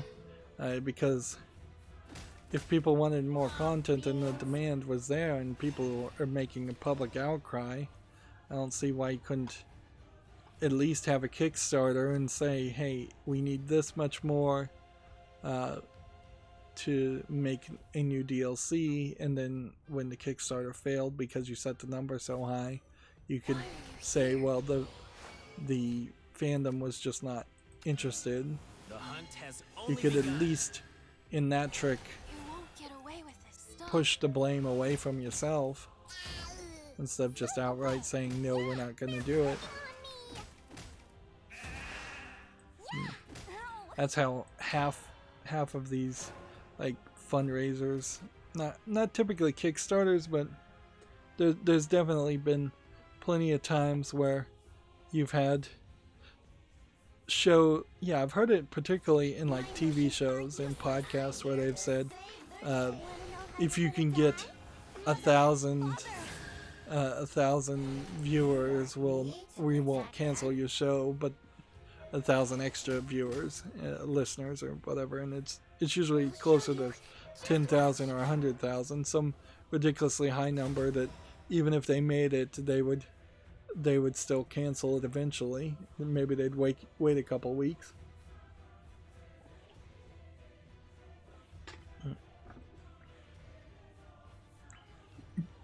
I got a new water jug that is ridiculously large at 72 ounces. But the reason why I wanted to get it is because they tend to be hand washable anyways, or hand wash only. So I wanted to get one that had a very wide mouth where I could easily wash it and squeeze my hand all the way into it without having to try to use like a bottle brush or anything like that. And yeah, it being bigger and having water in it, that is probably half a day supply of water. I probably shouldn't drink 4 or 5 full 72-ounce jugs of water, but yeah, I don't think I ever would in a single day. Moving on, we have a game on Steam called Fear of the Unknown. This looks like a horror game that maybe has a little bit more visual polish to it. Like, maybe it's an asset flip game, though. Early access for $13.49, English full audio. I'm gonna put it on the fall list and see what people have to say about it. Right. I'm at full health. So, what would I want to do? Can this evolve? I can give this here, Green sword will cut through their ranks. and then I can evolve for free. I won't let you get away. Hmm. The fairy's By sharp the light eyes of the forest. and my blade. Alright. That worked fairly well. Hey, let's One of the things I've realized is I need to take put care of them. back a character that I don't have in this deck. The one that if you play 4 cards it will invoke, and then when you play it as the fifth card it will do 4 damage. I think I should bring that back and try and use that some more. This is a surprising article from TechRaptor. The original Doom apparently has been updated to add widescreen and better Steam support. So Doom and Doom 2 update on Steam. So I guess the questions now is this because they've used that engine mod that they had for like the Switch versions, because there was a Doom 1 Doom 2 release that integrated the Bethesda.net account, and that was a huge mess. And the article goes on saying that in the past they've broken Doom mods, and so there might be some playability and mod support. Bethesda version of Doom has been added to Doom update alongside the classic version. So you would probably have to take your pick now as to whether you want to use the Bethesda version of the engine or you want to stick with the classic version of the Doom engine. And I wouldn't be surprised if a lot of people don't care one way or the other. Well, I guess I can only really just do this, and then this. Do that, that, and that.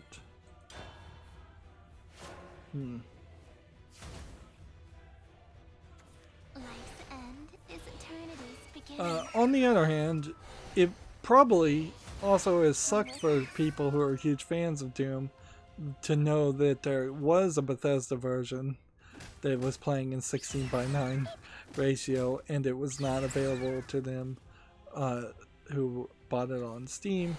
Although I imagine there have probably been mods that would have fixed that anyways if you really cared, and it's a big question as to whether you really would have cared or not, because if you are a big fan of Doom, you probably want to play as close to the original version of Doom that you remember anyways.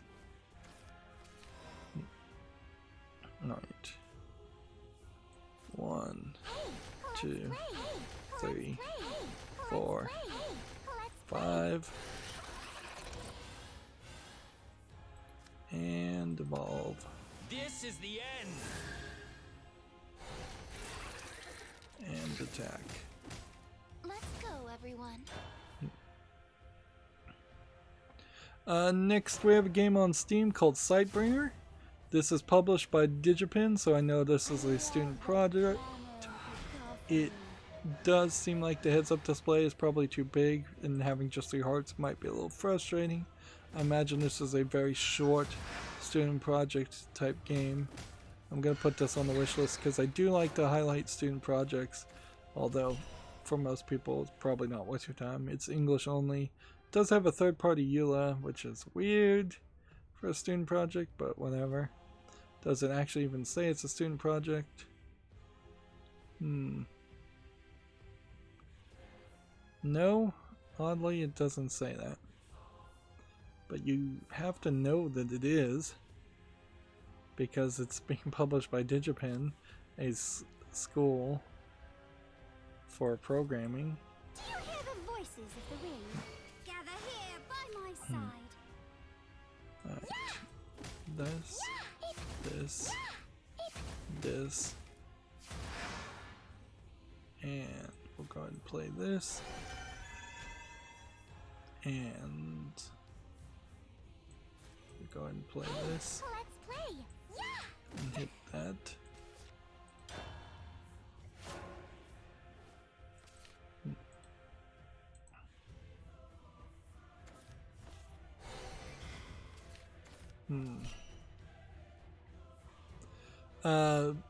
On top of TechRaptor promoting Nutaku games, adult games, they are now also apparently getting paid to promote Manga Gamer adult games. So Wan Nan is now live on Manga Gamer, and Eternal Torment is coming in October. Which one of these is Wan Nan? Which one of these is Eternal Torment? I couldn't really tell you. Show you. Just watch. Let's see. I could say here, this is probably the moe art style in which characters are anatomically incorrect and look younger, tend to be shorter and tend to be like taken as looking younger, is probably part of the reason why Manga Gamer seems to constantly have little fights and spats with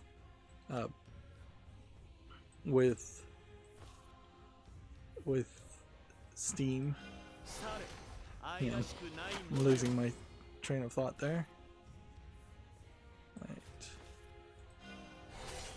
I knew this would happen. Is there anything I can do?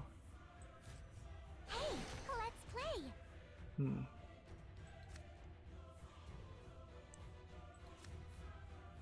Gain a shadow. We need to kill this.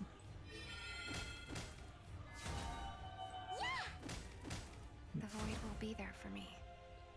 Alright. Just do that. How did I give him 42 shadows?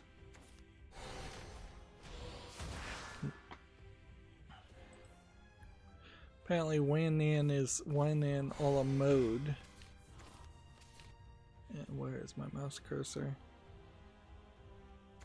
Let us Let me- make out eternal vows. Man, I keep losing the mouse cursor. The video that's showing it doesn't seem to be particularly skippable. This is not a YouTube video. Interesting. So maybe the content is not YouTube friendly. Yeah, one of the characters looks a little bit shorter and has smaller cleavage. All the characters look particularly short. Here's another character I'm saying that even looks younger. So yeah, I would say Manga Gamer probably is pushing it to a certain level of extremity, although I wouldn't say particularly extreme level of extremity.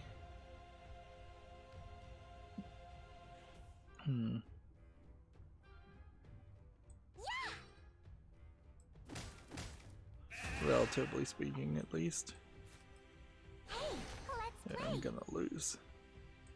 Once again, seems to constantly happen. And I just won't have time to do a deck rebuild Miracle of love. at the moment. So Wan Nan seems to me like it is a bunch of maid cafe anime girls. And there's no video for Eternal Torment. But yeah, I'd say this is Wan Nan and this is Eternal Torment. I don't know if there's anything else to say there.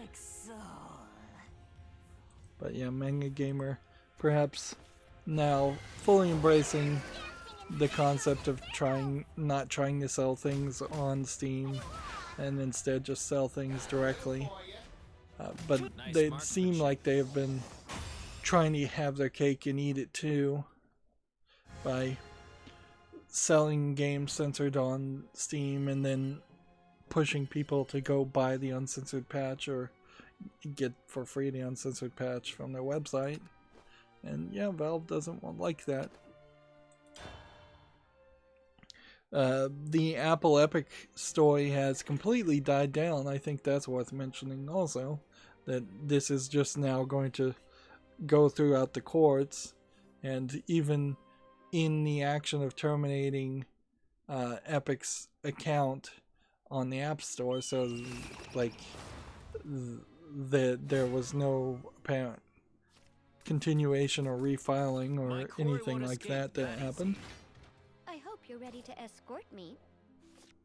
So, yeah.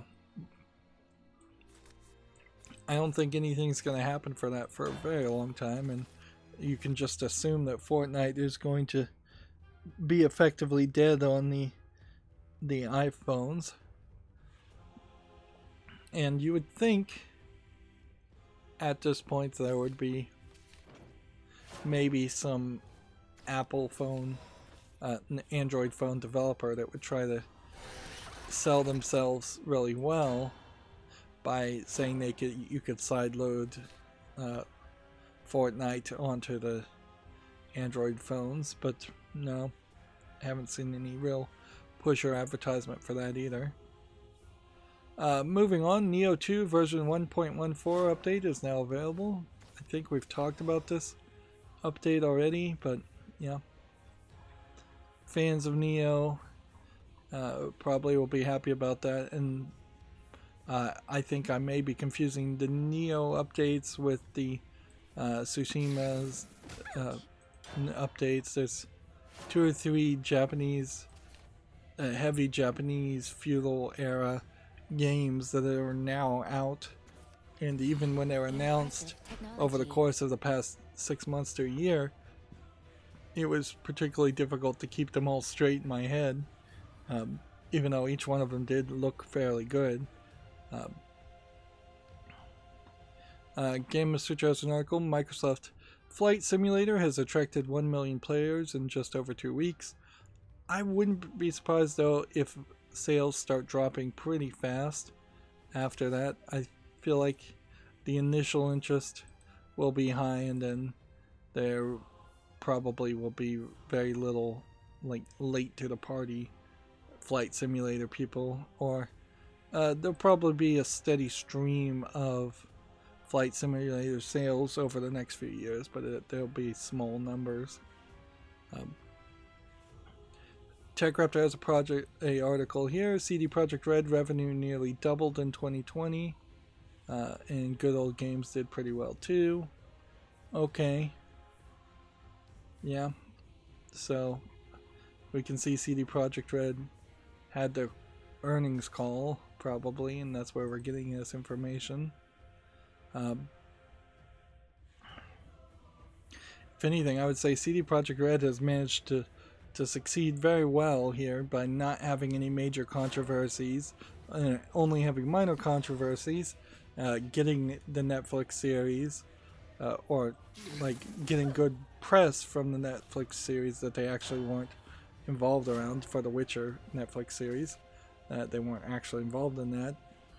Getting decent sales. The only thing I'd say CD Projekt Red has dropped the ball on is not getting Cyberpunk 2077 out as early as they thought they were going to release it, and not really doing anything with Gwent or releasing any other surprising like middle tier games to balance out the tentpole games. CD Projekt Red is seemingly going from tentpole to tentpole at this point, with ignoring Gwent in the standalone expansion to Gwent that cost extra money.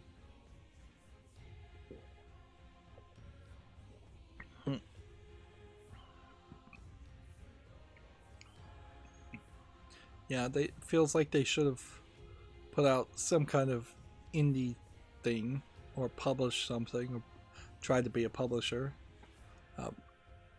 Or, they could have at least made some acquisitions and announced some acquisitions that would have made them feel a lot more in line with every other video game company. Had they grabbed a couple of those games that THQ Nordic had grabbed, that would have been interesting. Regardless, though, we have Gamasutra here. Wargaming UK is rebranding to DPS Games to reflect the global growth. Okay, interesting. I should also mention that there was a story earlier about India having banned a bunch of apps, including Fortnite, a bunch of Chinese apps. It is not just because of like the spying that China has done or been accused of through a bunch of apps. It seems like India is also having increased direct like border conflict with China. So I figured that was the case, but I hadn't read the whole article. So yeah, I doubt they're immediately going to go to war or anything, but the chances of war are probably 1% higher. Tensions are raising around the world for all kinds of reasons. May the forest be at peace. This, Hey, let's play. this, Let's play. and then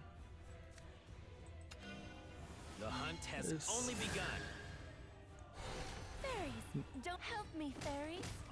Shutting down. Ouch. Techcraft has an article here. Democracy 4 comes to Steam early access this October. Okay. I haven't played any of the previous Democracy things. I don't know if this really is a game or if this is more just a highly polished kind of like political satire game. The video here. Can we skip it? Nope. Once again, I cannot skip. It's been 7 years since the launch of Democracy 3. Democracy 4 will have universal basic income as a potential path, I guess.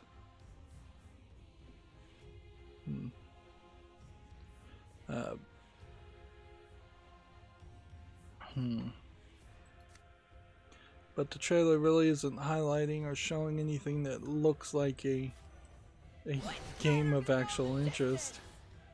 Help me, fairies. Shutting down. Should I won't involve let you that get and then away. attacked with that one. Keep those eyes healed! Yeah, I'm That, wild. that. I could have done 3 more damage.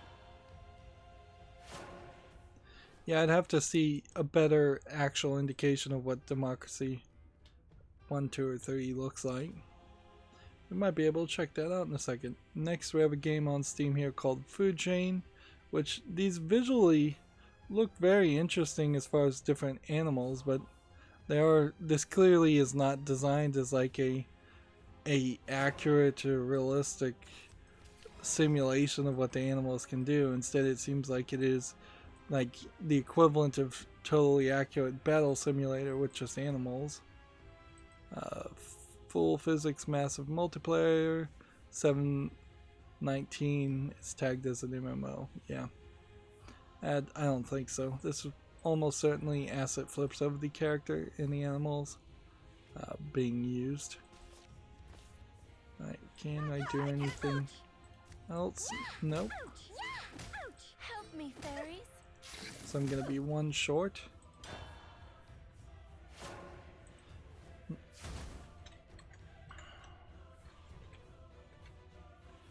Alright. But what I can do here is I can look at Democracy 3, type in the name, and you see it's labeled as mostly positive. And it does seem like it is just a simulation game. And frankly, it does just look boring. Looks really, really boring. I think you'd have to be really into politics. And Democracy 4 looked a lot like this ad too. So I imagine it's not even that different. Yeah, I don't think so. Why does Democracy 3 need a spin-off called Democracy 3 Africa? or DLC. It was rated mostly positive, but I think that just probably means that the people who play that game know what it is and aren't surprised. Looks like I won.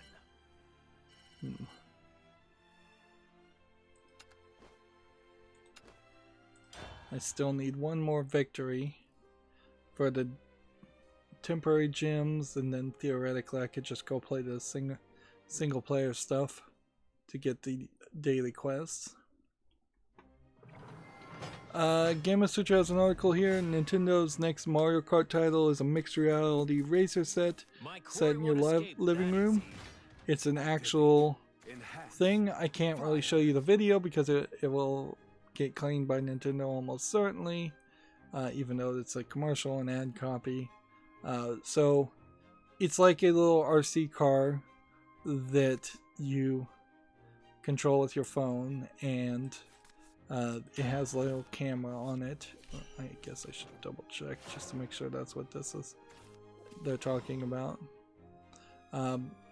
They've sold they had a third-party company build the software and everything, so it's not like an in-house Nintendo game. If anything, it feels like they've probably they're trying to do an NES thing here by selling what is a electronic device as a toy, and getting back to the roots of just being a toy seller. He's controlling it actually with the Switch, which is interesting, because I thought you would control it with a cell phone. Maybe you can control this both. The previous Mario Kart game for cell phones worked, I think, pretty terribly, and nobody liked it. And they have a Mario car and they have a Luigi car, and I bet each of those cars are the equivalent to $50 or $60. So this probably will try and sell people on the idea of buying multiples of these cars, and you're just playing Mario Kart with RC cars reacting the same as the video game, Let's play. which isn't a particularly appealing idea. Yeah, I wouldn't be surprised if Mario Kart Live Home Circuit is what it's called does come out with a second generation of carts that have Princess Toadstool, Princess Peach, whoever, and like Bowser, and they just try and get you to collect them all at a very high markup price. Also wouldn't be surprised if it is one of these games and one of these gimmicks that doesn't sell that well, and they abandon fairly quickly. Moving on, TechRaptor has an article. Rocket League won't require the PlayStation Plus or Nintendo Switch Online when it goes free to play. We had probably already heard that, but I'll reiterate it. And I can see the beginning of the end, but we still probably have about 30 more our tabs to go through. I don't feel like we've been even streaming that long, but it may just be that I'm not particularly bothered today. Just don't. Hey, let's play. Hey, let's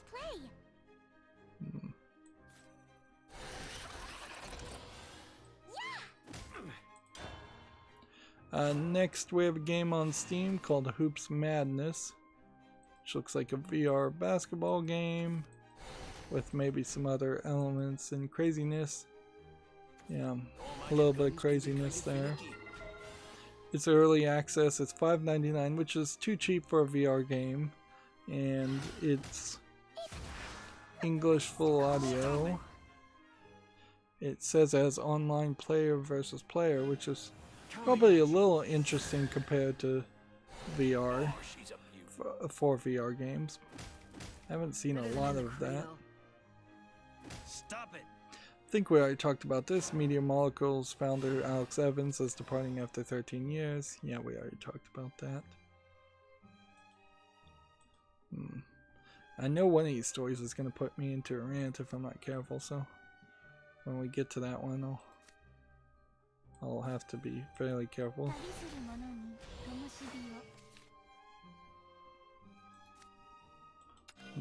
The hunt has only begun.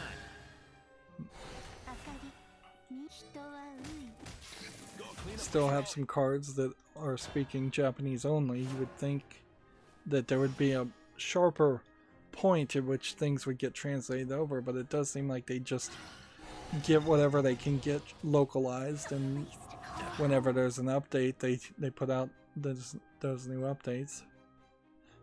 And honestly, I even if it was one character that was specifically supposed to always speak Japanese, even in the English games, I think they should still localize it. Now the fight begins.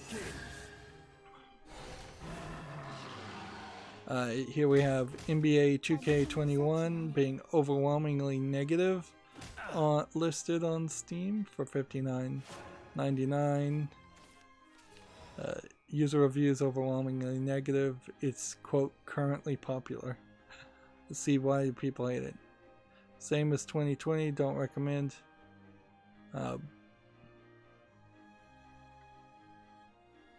Yeah. So people are not happy with it. I'm not even sure the exact reason. Complete downgrade in every way of 2020 with nothing added. But let's be honest, no one wants to play as the WNBA. AI is somehow worse. Complete and total trash. Shot stick doesn't work. How did this make it past the alpha? The meter only works when no one can make their shots. In the Hall of Fame difficulty.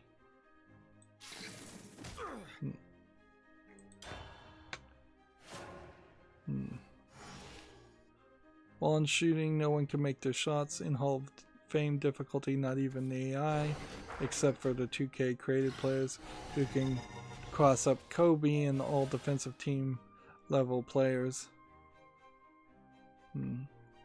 So yeah, it sounds like there's a lot of problems there. I'm actually flying. You're through.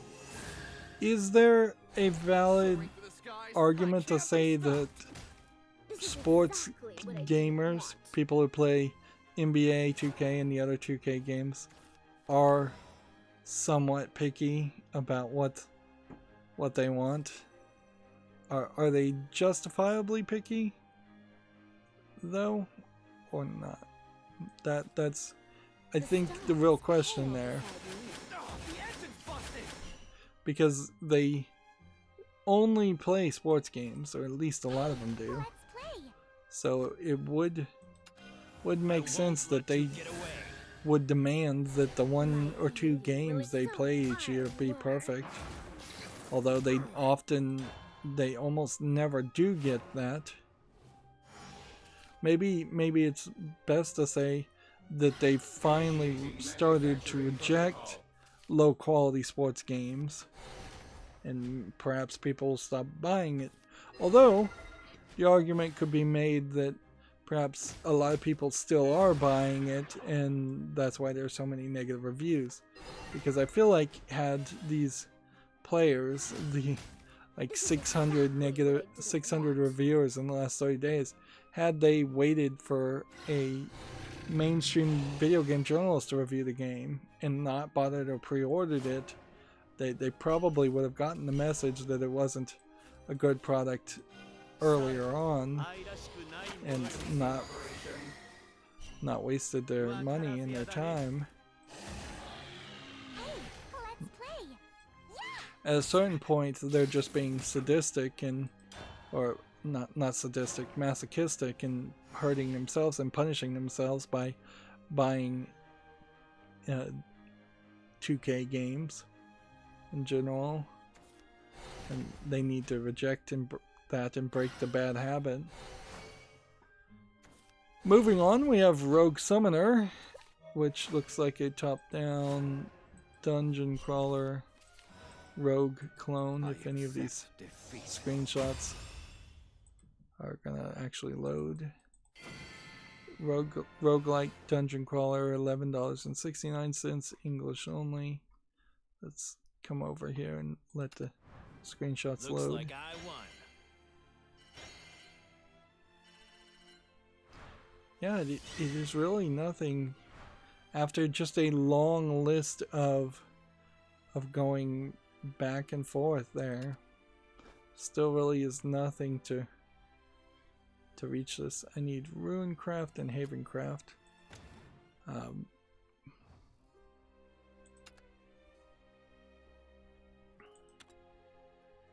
So there's another card pack, and then we now have a Elven Naif Flare.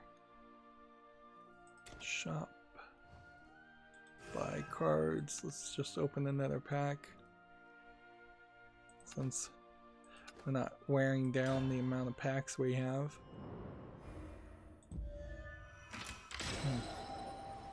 It would be a nightmare if it turns out when a new expansion comes out, they transfer all your tickets to the new expansion.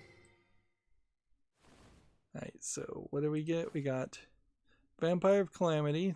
This is new, I don't think. Deal 1 damage to your leader, then deal 2 damage to enemy follower. If Wraith is activated, deal 4 damage to enemy and restore 4 damage to your leader. Gains it has rush even before it's evolved. And then here we have a Bloodcraft legendary character. Lose Intemperance, accelerate 0, put an Unselfish Grace in your hand. If Avarice is active, you put an Unstable Desire into your hand instead. Can't be targeted by enemy effects. When this follower is in play, your leader has the following effects. Can't take more than 1 damage at a time. Whenever your leader takes damage, reduce the enemy's leader's maximum defense by 3. Oh my goodness, this is like the perfect Bloodcraft deck card ever. Unselfish Grace. At the end of your turn, restore 3 defense to your leader. If you have more evolution points than your opponent, restore 2 defense instead. If you have 0 evolution points on this turn, you're unable to evolve. On turns you're unable to evolve. Last word, summon a 4.4x4 Lose Intemperance without Accelerate. Insatiable Desire gives you the following effect. At the start of your turn, draw a card. At the start of your turn, lose 1 play point. Gives you both of those. And this summons Lose Intemperance, which is this. So interesting.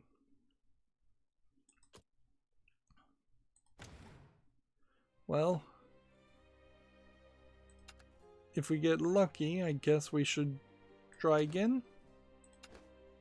Like, never stop gambling on a winning streak. Always end on a losing streak. Is that good log? Is that good way to play? No, but for free-to-play games, there's just that chance that the servers that are determining whether or not you win are glitched, and if that's the case, you should just keep on going until you lose. Alright. So I clearly need to make an adjustment to my Bloodcraft cards, but for the moment I'm just gonna liquefy 1 extra gold for 250, 7 extra silver, and 15 extra bronze to get more vials, which when I get back up to 10,000, I guess I'll go and try and make all 1 of each of the bronze cards again. Right. And then that leaves us with Runecraft or Havencraft. So if I come over here to the main story, let's see. I have a Bloodcraft challenge here. I've done everything on this page.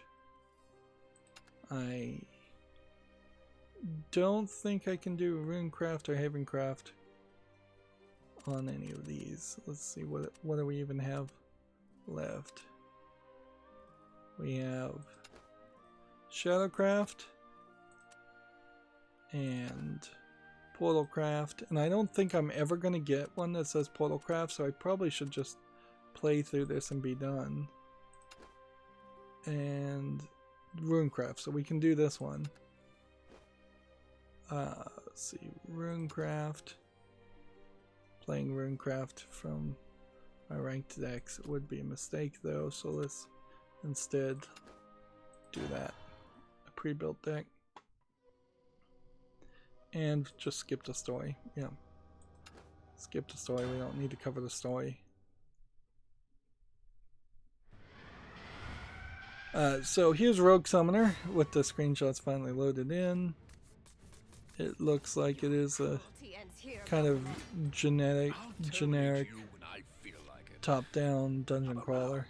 Doesn't look very polished. It's $11.69, English only. It has 60 achievements, which makes it feel like it's an achievement game. More than most. I'm a little surprised they even let the game have 60 achievements. Let's keep on going. We probably won't get all the daily quests of the single story done before I finish all the news, and then once I finish all the news, we'll end the stream. I'm starting to feel it now. This chair that I sit in still is not particularly comfortable. In a weird way, it's kind of more uncomfortable on the back than anything. Which... If this card is in your hand, deal X damage to your leader. X equals the number of other tyrannical forces in your hand. If this is your 10th turn, deal 2 damage. 2 more damage.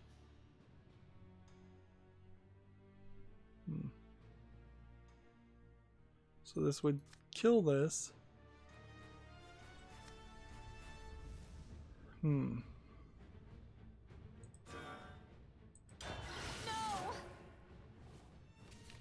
So this will just do 0 damage to me each turn that I have tyrannical force.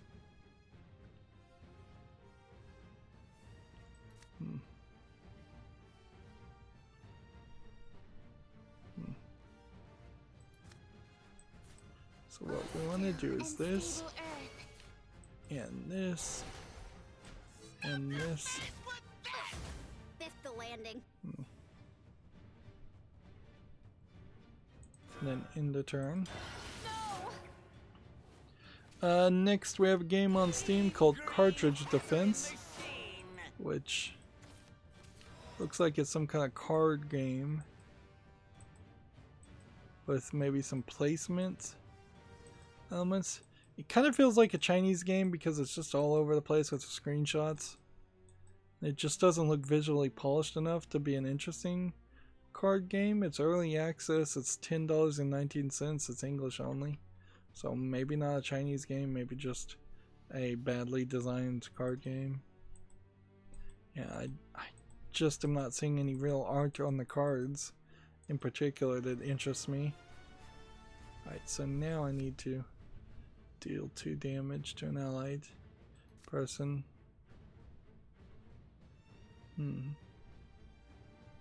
Which is there any reason to do this? Nope. Let's see. Let's attack here. Do 2 damage to that. And then we'll put that back on the field. And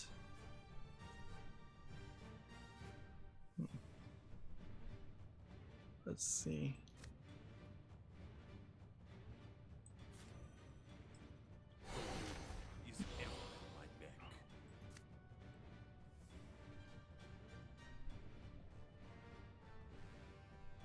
Let the wind blow. I played that a little wrong. Stop hitting me! Crush them! But whatever. No! Here we have a game on Steam called The Last Show of Mr. Chardish, Act 1, which don't like episodic games, but this does kind of look like this might be an interesting adventure game. Seems like it might have some light-based concepts or almost pantomime-based concepts going on. It's free to play, but then it's just a demo of a bigger game. English full audio and several other languages. And yeah, I just don't have time to play Act 1s or prologues, which that's all this really is. Never seen a reaction like that. Let's see, should have played this first. And then that. This would do 3 damage. This would... Right, well... Okay, the best bet to do You're done for. would be to do this, What do you time to unveil my results? and then What's next? return this, and do that, and then do that, and then end the turn. Initiating manufacturing protocol. TechRaptor has an article here. Iron Harvest campaign co-op mode is coming soon. We had seen talk of Iron Harvest before, so it seems like they are either trying to have the game destroy an enemy follower, draw 2 cards, destroy an enemy follower. Yeah, let's go ahead and get rid of that. Ceasing operation. And then this. And stable Earth. And It won't be ball. long now. Don't you mock the Earth's dignity. Crush them. Stop kidding me. So this is going to either do 2 damage to me or 1 damage. No, unbelievable. It's gonna do 1 damage separately. Which if I was playing a Bloodcraft deck, this might synergize nicely against them.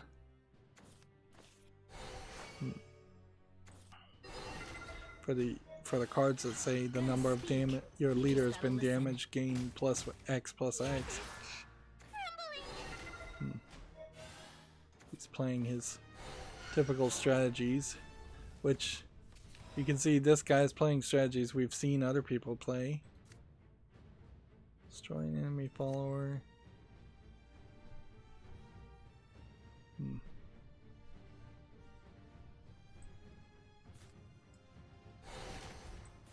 Take this, return this. Fire, unleash your heat. Gotta reload. Okay. What else do we want to do? Draw 2 cards. Draw 2 cards. Let's draw 1 card.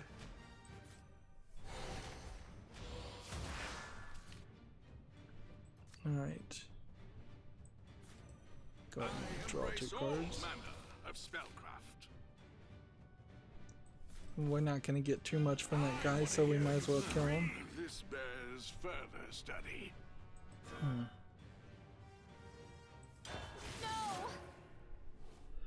Next we have a game on Steam called Tony Stewart's All-American Racing.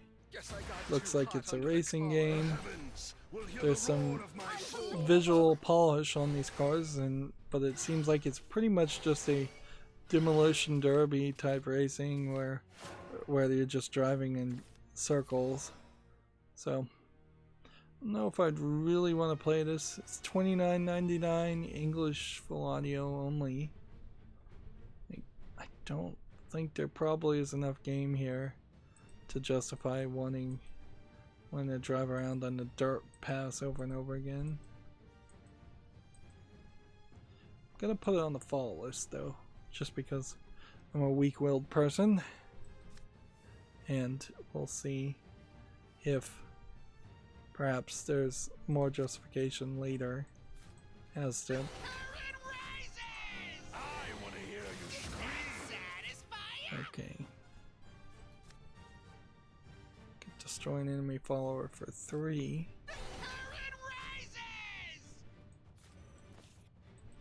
I want to hear you scream. This guy would have rush, or we can just kill this guy. Well, now.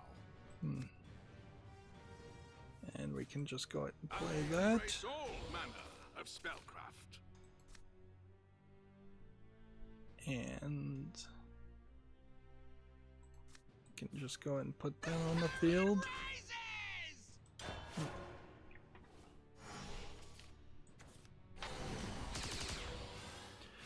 Tech Raptor has an article here. Quake's spiritual successor, Diabolical, drops an open beta and launches today. Apparently they've dropped the open beta and they're just running straight to the game release. If this is supposed to be a spiritual successor, does that mean anybody who actually worked on it worked on Quake is the real question. And then there's a big question, I suppose, in general, is there actually a fandom of people that want to play Quake games, or a spiritual successor to Quake? Do this, And stable earth. and then do that, and then do that. What does this one do?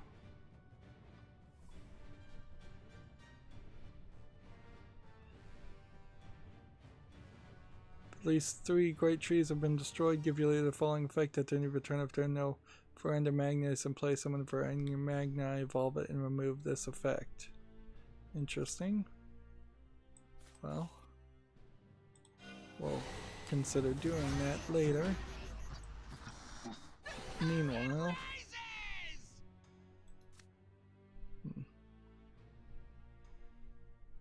we'll just do this and do that. Doing it. It's Magna time. Next we have a game on Steam called Steel Thunder. He just did something that did 8 damage. This looks like a very old game. It says it's from '89. I don't recognize it, but it does look like something that could have been out in '89. It's being published by Ziggurat as a publisher, which does seem to be a publisher in part of old games. Not that any of them actually look like anything I'd want to play. Like, there's a couple old games here, but it does seem like a lot of them are kind of bad old games too, besides the Blood Rain series. Alright, Bane and Rush. This ungrateful world will perish. And then we can kill that. Tactical retreat. And select a follower in your hand and put a copy of it. Select a follower in your hand and put a copy of it in your hand. Interesting.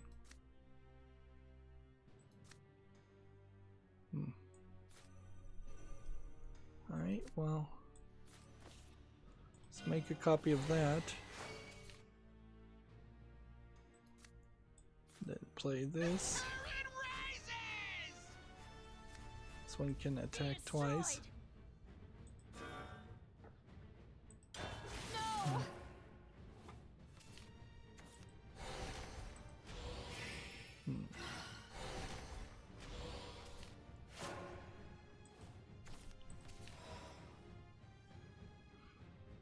Let's see. Rush. Rush wouldn't happen. Wouldn't do anything. I'm running towards running out of cards here, and I don't know if this is a smart move in any way.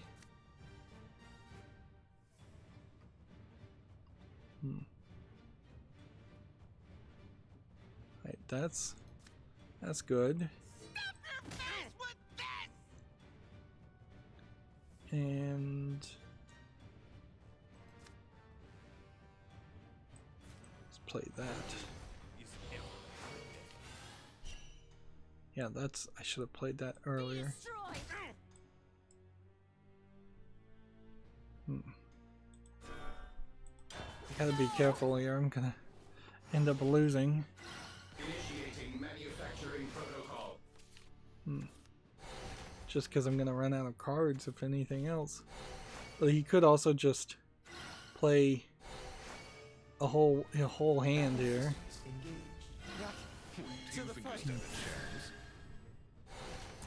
Like he's got maybe 5 damage he can do. Did that satisfy ya? Our bonds. My love. He's just doing ridiculous amounts of stuff. Conserving waters. Sustain me. Okay. 3 damage against this guy. Or rush. Rush. Withdrawal recommended. And then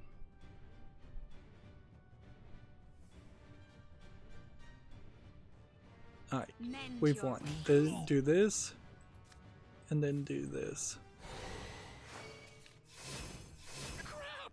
Are you kidding me? I was lucky though. That was more of a lucky win than anything else. We've defeated you once and for all. So what do I need to do now?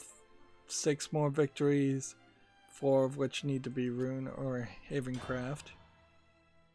So they also have put out a game called Gunboat, which seems like it's probably the exact same developer.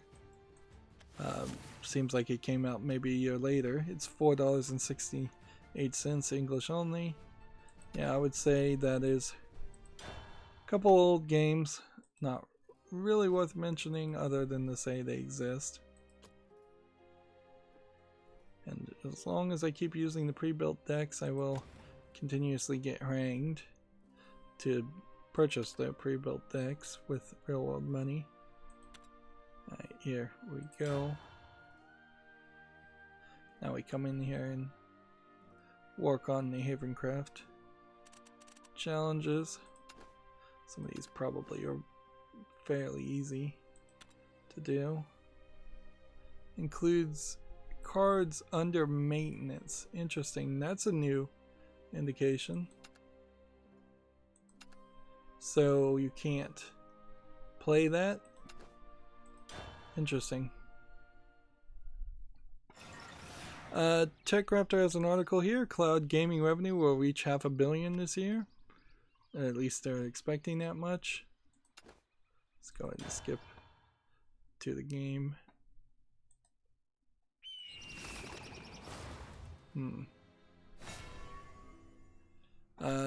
TechRaptor has an article here. A Mario Battle Royale is coming with Super Mario Bros. 35, which I think this is kind of like Tetris 99 in the sense that you'll be given Super Mario Bros. 1 style world, and you'll have to go as far as you can, and if you can go as far as you can or get to as high of a score, it probably is a world that just constantly generates more to the right of the screen, so you just keep on playing. It's probably not as interesting as Tetris 99, but I can see the idea that they would have wanted to make a sequel to Tetris 99 and would have had to really struggle to do anything. If they had done like a Donkey Kong 99, that would have made a lot of sense either. They probably should have combined a lot of their early arcade games together, like Donkey Kong, Popeye, Punch-Out, and just had a WarioWare style mix where you're changing up the games you are playing after each level. Or after a certain amount of time. Check-Raptor has this article, relive the Game Boy with a battery-free system. How is that gonna work? Are these all solar strips? Well, maybe, but that seems ridiculous and unreasonable. When you press a button, the device converts that energy into something that powers your gaming. So I'd assume that this is probably some form of like super capacitor, and every button is acting as a generator, which probably means pressing the buttons themselves are a bit more stiff than you would like, and like the original Game Boy buttons probably weren't very smooth anyways. This is one of those things that probably doesn't work in reality, but they are just selling it as if it's something that theoretically could work in the future. It definitely seems like it has some solar panels around it also. But in all fairness, if you're playing with a Game Boy style screen, you're going to need to be in a brightly lit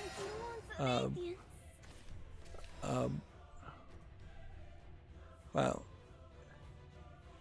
Seems like the game goes into a paused sleep mode after every button press too. So in reality, you really couldn't play mini games because they would not move smoothly.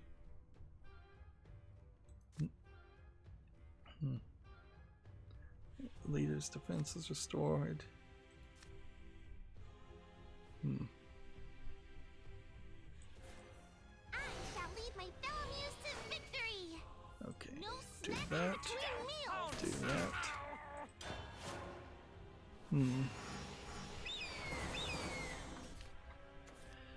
It's an interesting idea, but it's a very impractical idea, frankly. It's kind of like the idea of the self-winding watches, except for the fact that nobody It was nearly done. would be able to move enough or press enough buttons to maintain enough power to justify a real Game Boy experience. Let's see. Well, you can do this.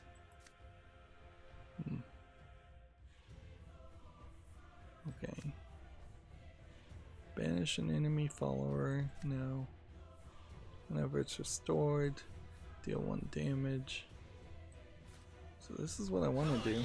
Is this, and then evolve. Done for. Ultimate technique. And that will kill almost everybody.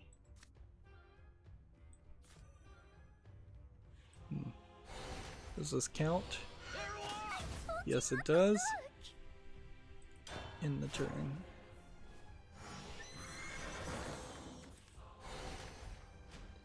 TechRaptor has an article here. Game & Watch Super Mario Brothers announced, which I don't know what that really is going to be. It's not going to be a real Game & Watch, clearly.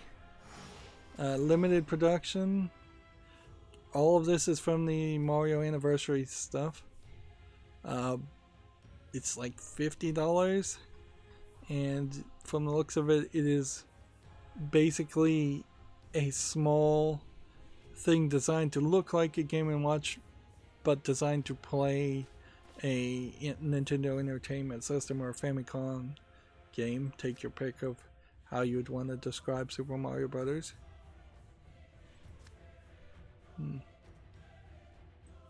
Let's do this. Oh yeah, here's where I shine. Then this. And then let's not evolve that at the moment. Next turn we'll get this back on the field. Some of these Mario things definitely feel like they have just been forced to happen.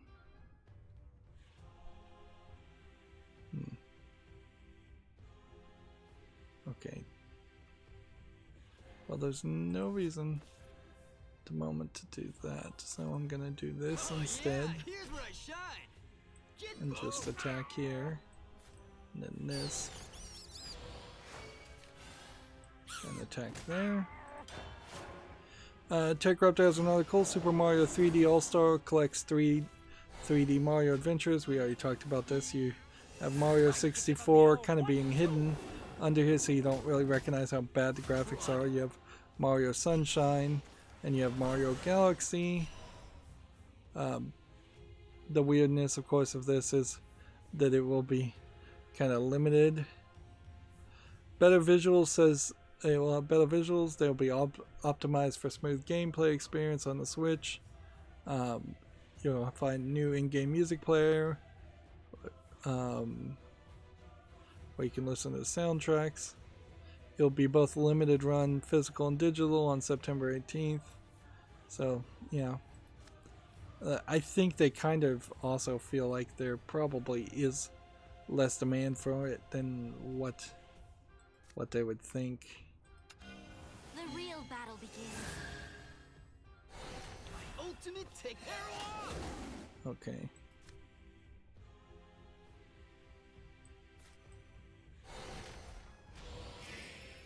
And what else can we do? We can play this.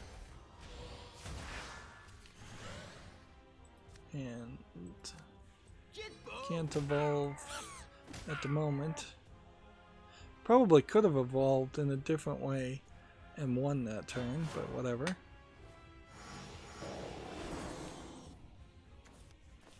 So in the continuing drama, Mike Z has now laid off all of the remaining Lab Zero game employees. I think I pretty much said he was in this weird position where the well had been probably poisoned, and this was the only thing he could do to maintain owning his company for whatever it's worth. His in a weird transition. This is one of those situations where he has lost all the value around the employees, in the sense that even if there were some sticking around, they weren't probably going to be anything but disgruntled employees, particularly since there was talk, at least at one point, of it being a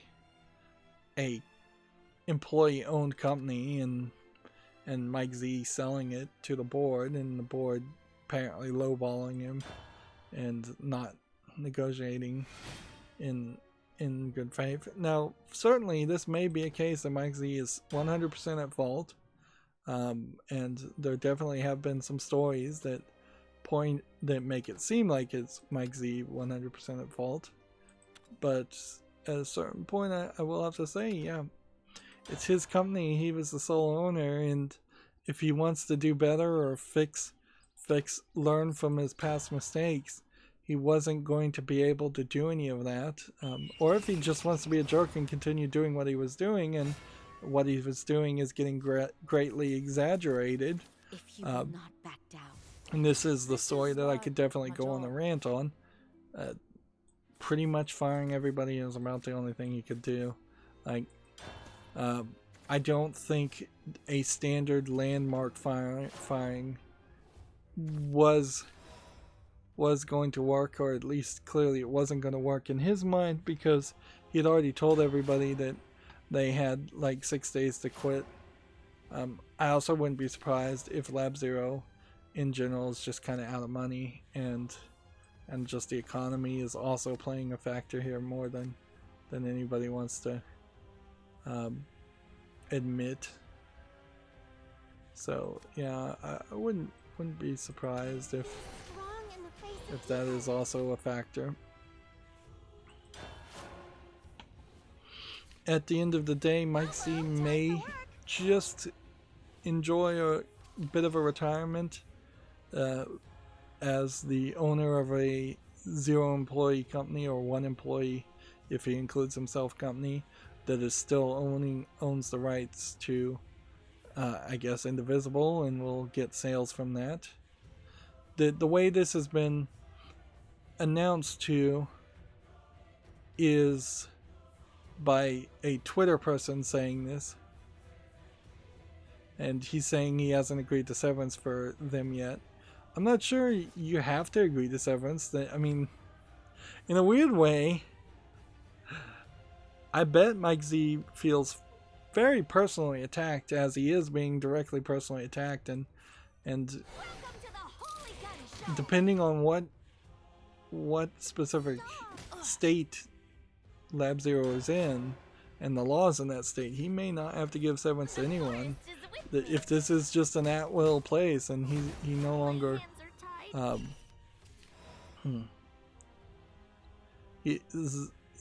Mike Z did confirm to Kotaku that all the remaining employees had been laid off. He says the studio was no longer able to meet our payroll obligations and that it's not a decision he made lightly. According to Zema, Lab Zero is in debt and doesn't have the funds to pay said debt. He says he's looking into funding options in hopes of bringing Lab Zero team members back, but as it stands, Lab Zero has no employees except for himself. So his spin on it, whether you want to believe it or not, or is that it really has nothing to do with the other accusations against him, that he just ran out of money, and I'm willing to believe that, frankly. That does seem believable in these times.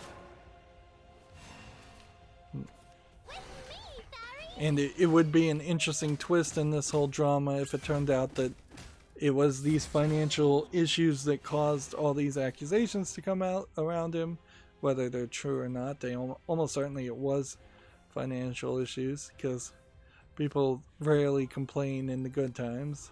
It's just when things go wrong.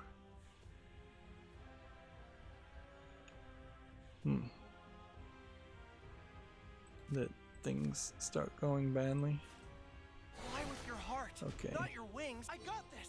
This. Verifying access. Sorry, guys. And then let's go ahead and get rid of this. Emergency mode. Activate. Enemy identified. Where'd I go wrong?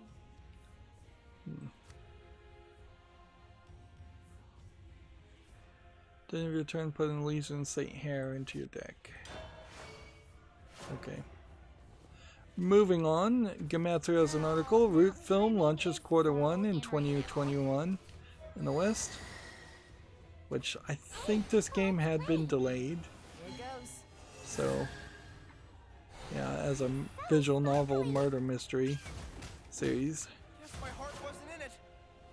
So it does seem like they have a date, though, and they're not just pushing it forever.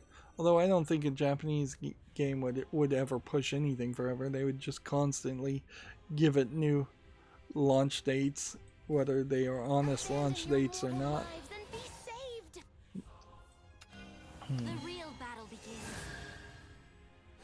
The congregation, they call for me. Throw your life away. We better get down, huh? See, whenever an allied Machina follower is destroyed, put a Salvation X Limo in your hand. This effect is not stackable unless the rest of your turn, the rest of the match. Next, we have a game on Steam called Do It With Hay, which seems to be a game where you're throwing hay around. This feels like doing somebody's job more than actually playing a game, and it does kind of feel like it's just a physics experiment. In the demo, he just pitchforked the lady, apparently. $2.39, English, Russian. Yeah, this looks like a troll game to me. Protecting Her Majesty from any menace.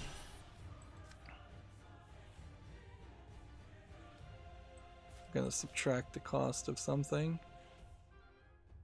Well, let's subtract the cost of that. And then put that on the field. And then evolve that.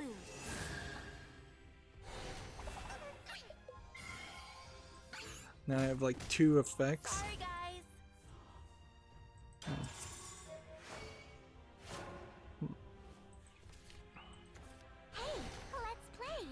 Tech Raptor has a review for the game Paradise Killer. I feel like this is a dating, Western visual novel dating game. Let's see what they have to say about it. This probably is another example, though, of Western game developers being willing to play Western visual novels and not touch Japanese visual novels. They give it a 7.5, so average. Protecting Her Majesty from any menace. Is there anything else to do? Nope. They said there's some issues with the cumbersome platforming and exploration. Apparently it's more than just a romance visual novel, but the vaporwave feel and overall writing makes Paradise Killer a groovy, memorable title. The pros are fantastic mystery and creative lore, vaporwave style. I don't know what that really means. Banging soundtrack, dense and beautiful island.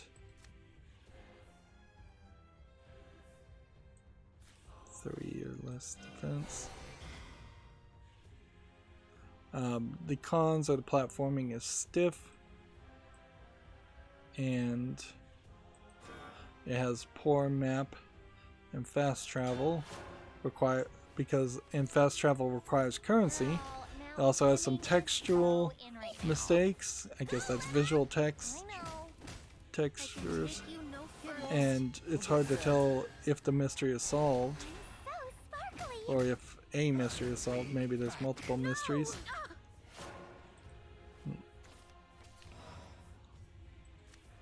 Okay. Summon an assembly drawing. Deal this. Don't cry. Can we reduce the cost of that? Divine punishment. I got this. I got this. Verifying access. Okay.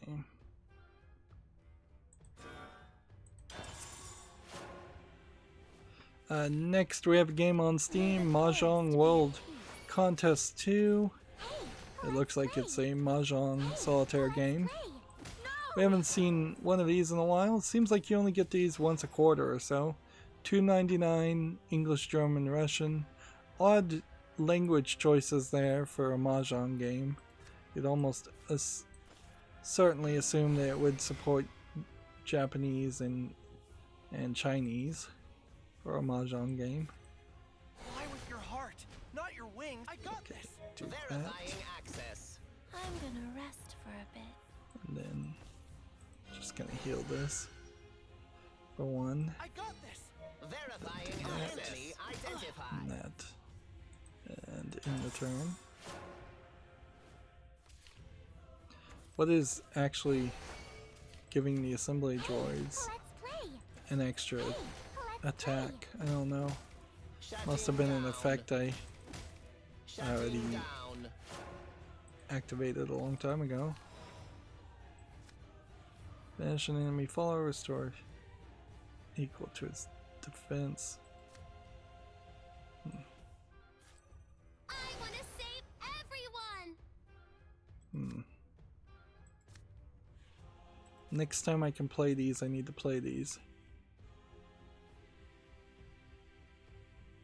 Enemy identified.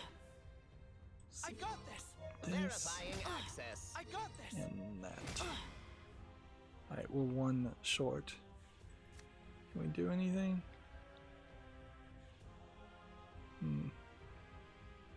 Not really. I mean, I can banish 1 character and get 1 health. Next, we have a game on Steam here called Craftopia, which you can see is already reviewed mixed, and it seems to be just a collection of like little game demos, experiments.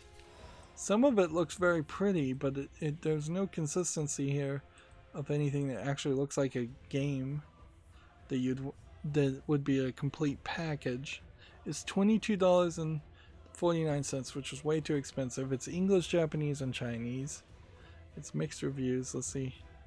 Too early. It looks nice and all, basically, and is basically a mix of Ark, Monster Hunter, and Satisfactory. Maybe even Pokemon. So, yeah, there might be some ideas here. Put this on the follow list, but having that mixed review to start with is probably a killer.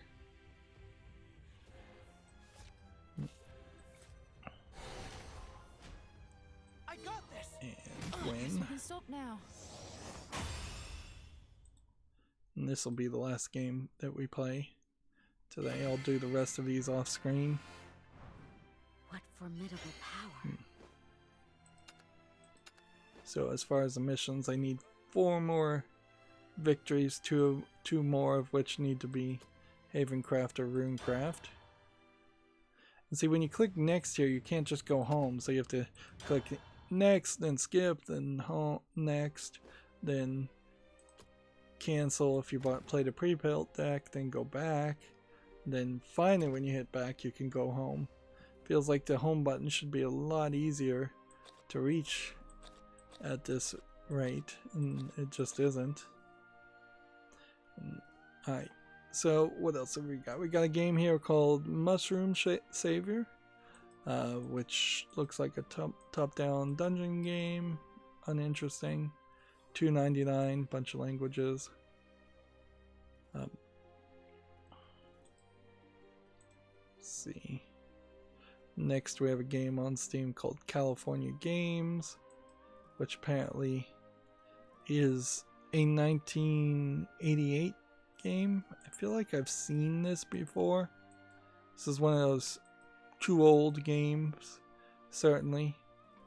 It's just not something that you legitimately would want to pay $4.24 for. It's just too old and not relevant enough. There's a blog here from Gamasutra, or the store war is really upon us, which I guess perhaps we are getting to that point as far as just the rate at which things are taken. Like, according to this, PlayStation gets a 30% cut, My App, whatever that is, get 55, Xbox and App get 30, Nintendo gets 30, Google Play gets 30, Steam gets 30 below 100 million, 10 million, 25 below 10 and 50 million, between 10 and 50, and 20% above 50 million. Epic takes 12%, and the Amazon App Store takes 30%. So it really is just the Epic store that's taking a smaller cut, at least off the top. Now maybe there's some other things to consider here, in the fact that some of these storefronts are way more walled gardens, and some of these storefronts are wide open. Steam is wide open, but by being wide open, Steam is also the de facto leader as far as storefronts. Epic is at the bottom of the barrel in almost every indicator, as far as a storefront. And there's probably not really a lot you can glean from that. Anyways, it's just things are the way they are, and I don't think 30% really is that big of a cut, considering the kind of advertisement you get on top of that. Here's that game Paradise Killer, and this is the weird part about it. It's like a 3D platforming game that then also has flat visual novel elements to it, and it's some kind of like murder mystery.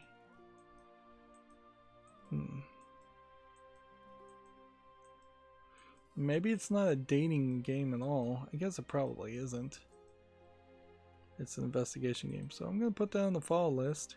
It's $15.99. They're saying it's like abduction. They might actually be right on that case.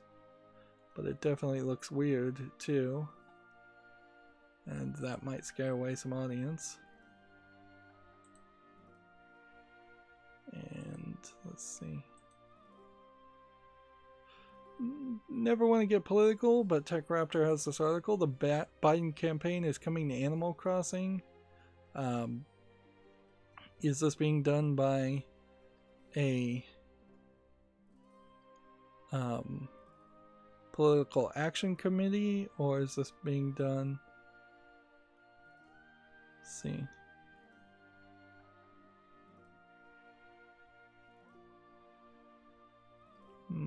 Seems like it's being done by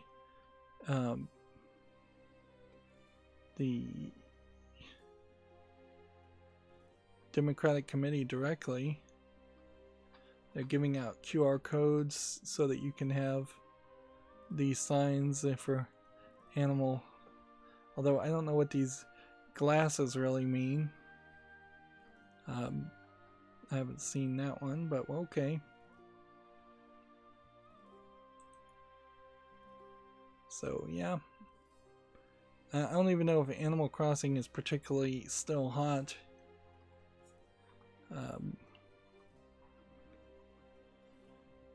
Tony Hawk Pro Skater 1 and 2 is now available on the Epic Store. It might be available somewhere else, but I haven't seen it on Steam. There's something else that I wanted to mention about the Epic Store, but I'm not sure. Oh, we have hit a point here where they are giving out DLC for Borderlands 2 as part of the free launches at the Epic Store, which is a weird, like, free if you already own Borderlands 2 on the Epic Store, which you might, but you probably don't own it on the Epic Store. I'm not sure. I think I have all the Borderlands 2 DLC, but I could not really tell you what the fight for Sanctuary was about. And they're calling it for Borderlands 2, and it's labeled Borderlands 2, which is weird. But it also is potentially a issue, certainly with Borderlands 3 not doing as well as one would like. And then here we can see they are aware some players are experiencing issues accessing Commander Lilith in the fight for Sanctuary, and then they put out a fix. So even in their free game, it seems like that's still not really tested. Yeah, the Epic Store is still seemingly pretty much garbage. Here we have an all-Asian game that's on Steam that also looks like garbage. Looks like a Chinese low-effort visual novel for $1.99. Well, it's being labeled as a Korean low-effort. You don't get too many Korean games in general, and this certainly doesn't sell well.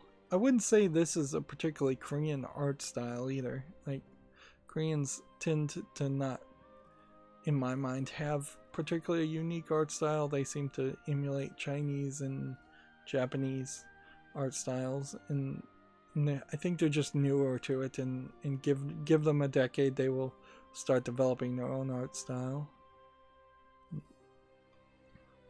Next, we have a game here from Phoenix Online Publishing called Bleeding Moons, which I don't know if Phoenix Online is related to University of Phoenix Online.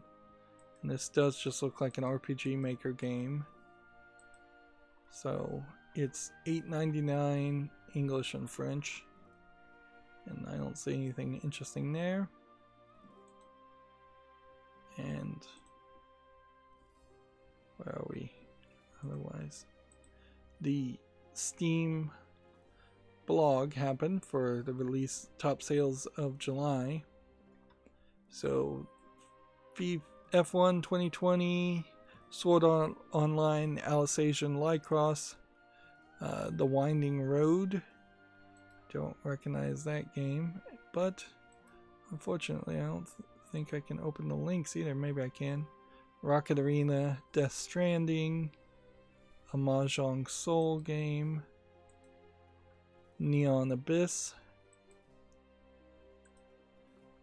Secret Story of Seasons, Friends of Mineral Town, Fairy Tale, Super Hot Mind Control Delete, Star Wars The Old Republic. These were the top selling games, not particularly the best games. 5D Chess. Charon, we probably have that.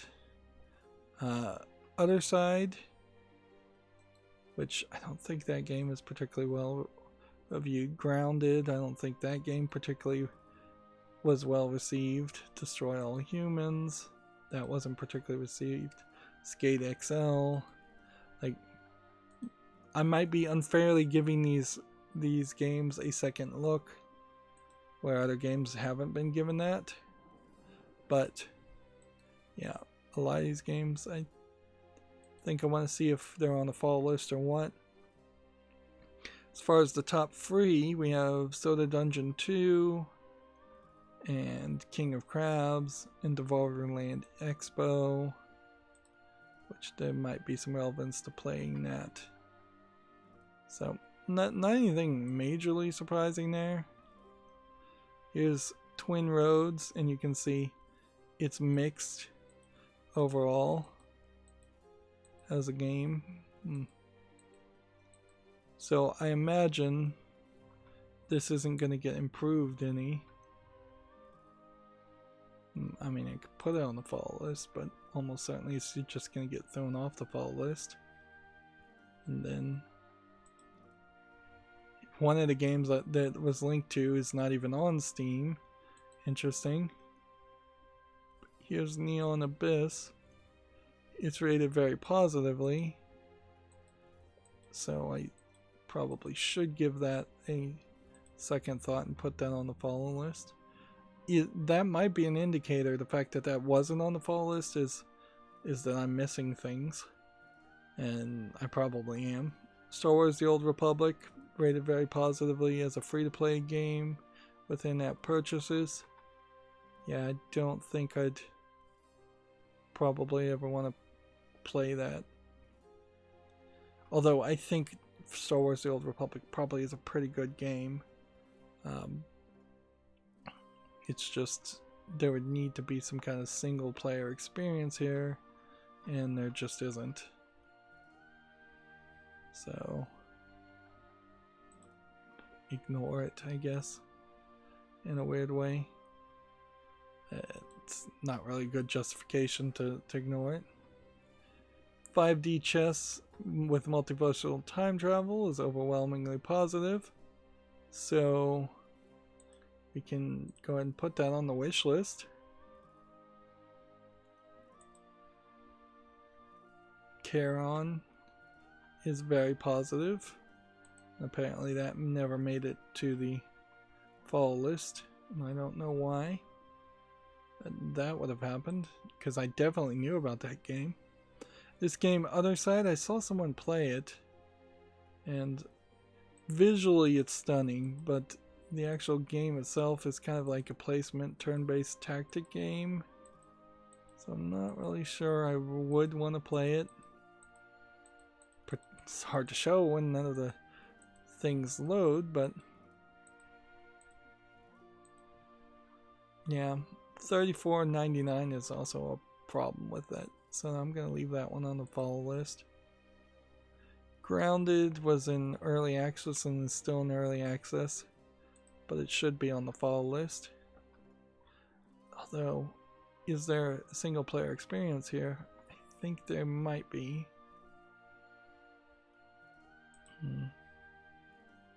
Destroy All Humans is on the wish list, so we don't have to talk about that. Skater XL is on the wish list, so we don't have to talk about that. Blightbound is mostly positive in its early access, so we'll put it on the fall list. Hellpoint, what is this? It's on the fall list already, but what is it? It looks like it's some kind of like Dark Souls like game. Feels like this is the kind of game where people should have been playing and reviewing this, and I don't recall seeing anybody even mention this game. Devolver Land Expo is on the wish list already, so we don't have to do anything there. Okay, so then that brings me back to the Humble Bundle, and then I just want to see if there's anything, any new news, and then that'll be it for this stream, and I'll have the weekends to upload more videos, schedule more videos, work on side projects. Humble Bundle has a super simulation bundle. For $1 you get 911 operator. I think 911 operator is particularly expensive, so $1 might be a pretty good donation. You also get treasure hunter simulator. What is this? Can we see the reviews? No, apparently not. If you pay over the average of 901 at the moment, you get We the Revolution, Elite Dangerous. I feel like 901 is pushing it to get an Elite Dangerous, and these others aren't that good. Then if you pay $15, you get PC Building Simulator, which maybe if you wanted We the Revolution and Elite Dangerous and 911 Simulator, paying $15 to also get PC Building Simulator might work. But there's a lot of simulators here, like the Hunter, that just don't connect. Certainly, that's a weird variety of games. We also have a bundle here. What's this one called? The L1C publishing bundle. For $1 you get Devil's Hunt, never heard of it. You get Hamrick. This is a game that is on my wish list, but I think it has been a little bit expensive. Gift of Parthox, Shiny, 762, High Caliber, Hard Life. I don't recognize most of these games. Through the Woods, maybe I recognize that one, but I don't recognize the rest of these. If you pay $12, you get Deep Sky Derelicts and the DLC, and you get a bunch of other things. And then if you pay $18, you get a bunch of Ancestors and Fell Seal elements. So this might be a decent bundle if you just want a bunch of weird games you'd never considered before. And frankly, the Humble Bundles are kind of getting to that point where that's the only real offering they can make, because when they do have a bundle that sells something that is more mainstream as a bundle, you probably already own half those games. Here's a language educational bundle to teach Korean, Portuguese, and Arabic as subscriptions to kids. Wouldn't really trust any language program though that's mostly online. I think if you're gonna teach a language, it's got to be full immersion, and you need to have somebody who's can listen to you and speak the language, both languages, fairly fluently. Alright.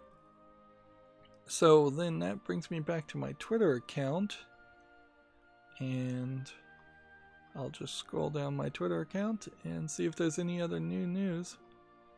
Because this Baldur's Gate 3 price, Twitch integration, and more has been revealed according to TechRaptor, if you're interested in that.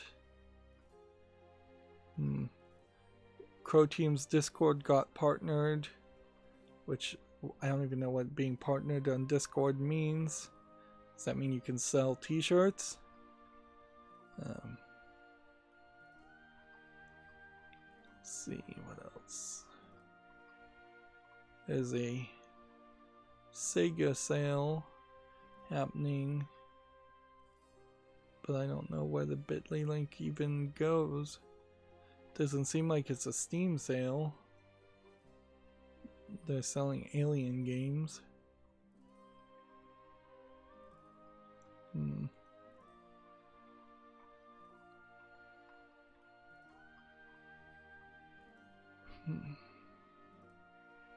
Kingdoms of Amalur re-reckoning discount offered to current owners. So I guess that means they are trying their best to resell the game to current owners at a discount. Nintendo eShop policy change gives shoppers more time to cancel pre-orders, according to Gamasutra. I guess that might be a little bit different. Perhaps there's some laws around that. A new Splinter Cell's trademark filed for lingerie and other clothing. Interesting. That probably means nothing, though. I doubt there really will be anything like that.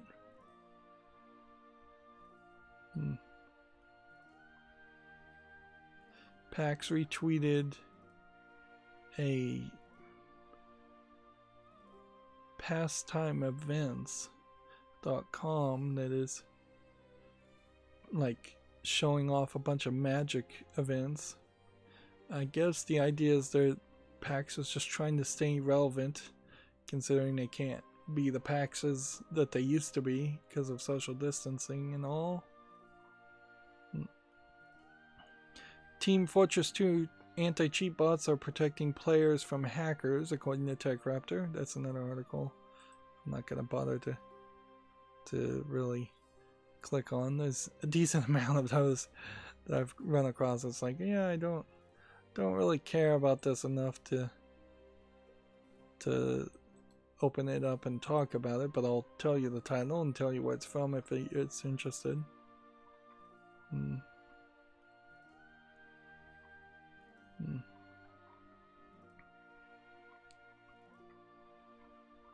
Let's see, what else?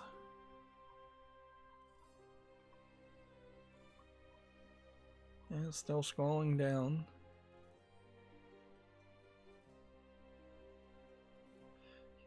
Let's see. There's a sponsored ad from Denuvo, selling Denuvo mobile anti-cheat software for Gamasutra, on Gamasutra.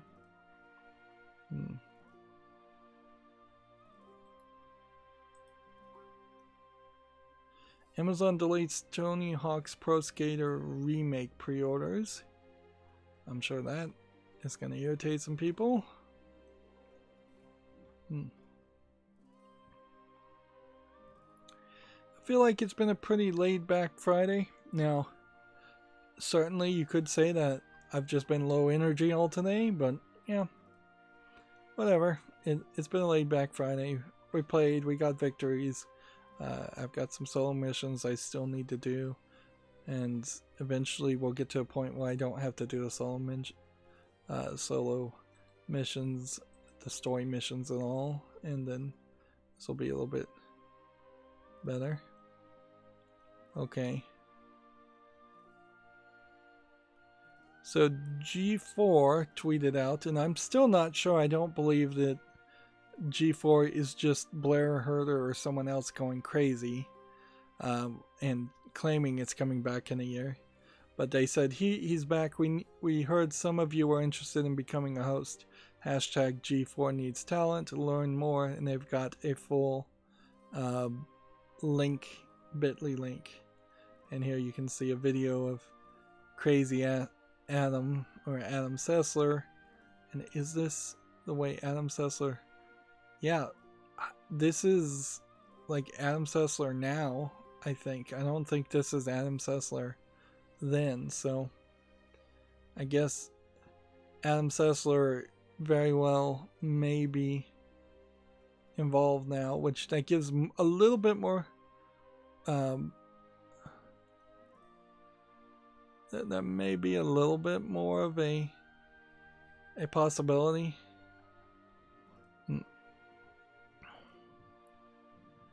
Like, it's more credibility that this really is happening, although there is still like a heavy question as to in what form factor G4 would actually happen. Is this just some channel is so desperate for content because of the pandemic that they're bringing back G4 a year after the beginning of the pandemic, when who knows what the TV situation will be? or is it going to be a YouTube channel or something like that? There's just no telling. I guess I wouldn't be doing my due diligence unless I actually opened that bit.ly link. So let's take a look at the bit.ly link just for due diligence sake. So it took me to a Reddit from the GeForce staff, from Phil from marketing, and what thread is this on that it was posted?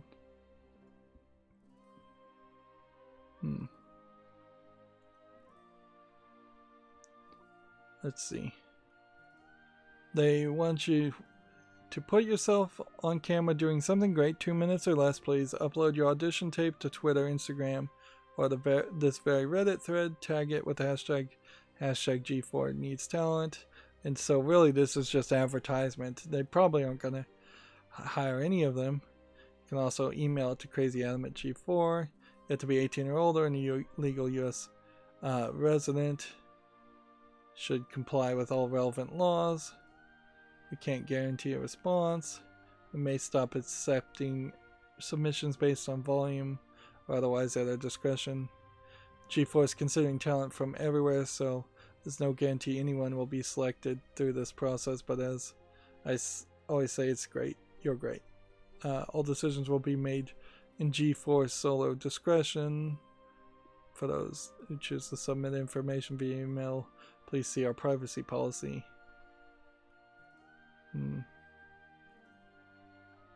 Let's see.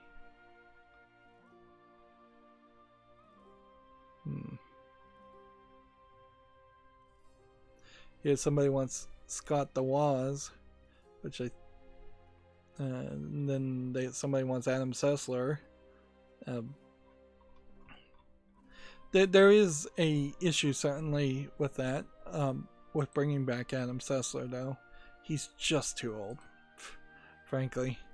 Like, he could show up and do bit parts, but he does not have the energy in him. I'm fairly certain to be a host for even a once weekly show, let alone the daily show that X-Play was at for the most part of its run. It, I think, was a daily show, or they were making several episodes a day, perhaps even. I don't know. It was a lot of work, and Revision 3 Gaming games. He was in charge of running that show, and that show failed. That whole project failed miserably. So yeah, as much as we'd all love to see Adam Sessler, I think we may also find that Adam Sessler has changed a lot. It would be rather ridiculous if he hadn't changed. So we may not be particularly happy with him, even if he does. Even if he does come back as the permanent host. Anyways, that's going to be it for the stream. As always, I ask you to like, share, subscribe, comment, and watch every second of my videos. If you want a friend or follow me on any social media sites, there's a whole bunch of links down below. And if you want to support me further, there's a link to Patreon, or you can friend me on Steam and gift me a game off my wishlist. Thank you for watching. Have a good evening.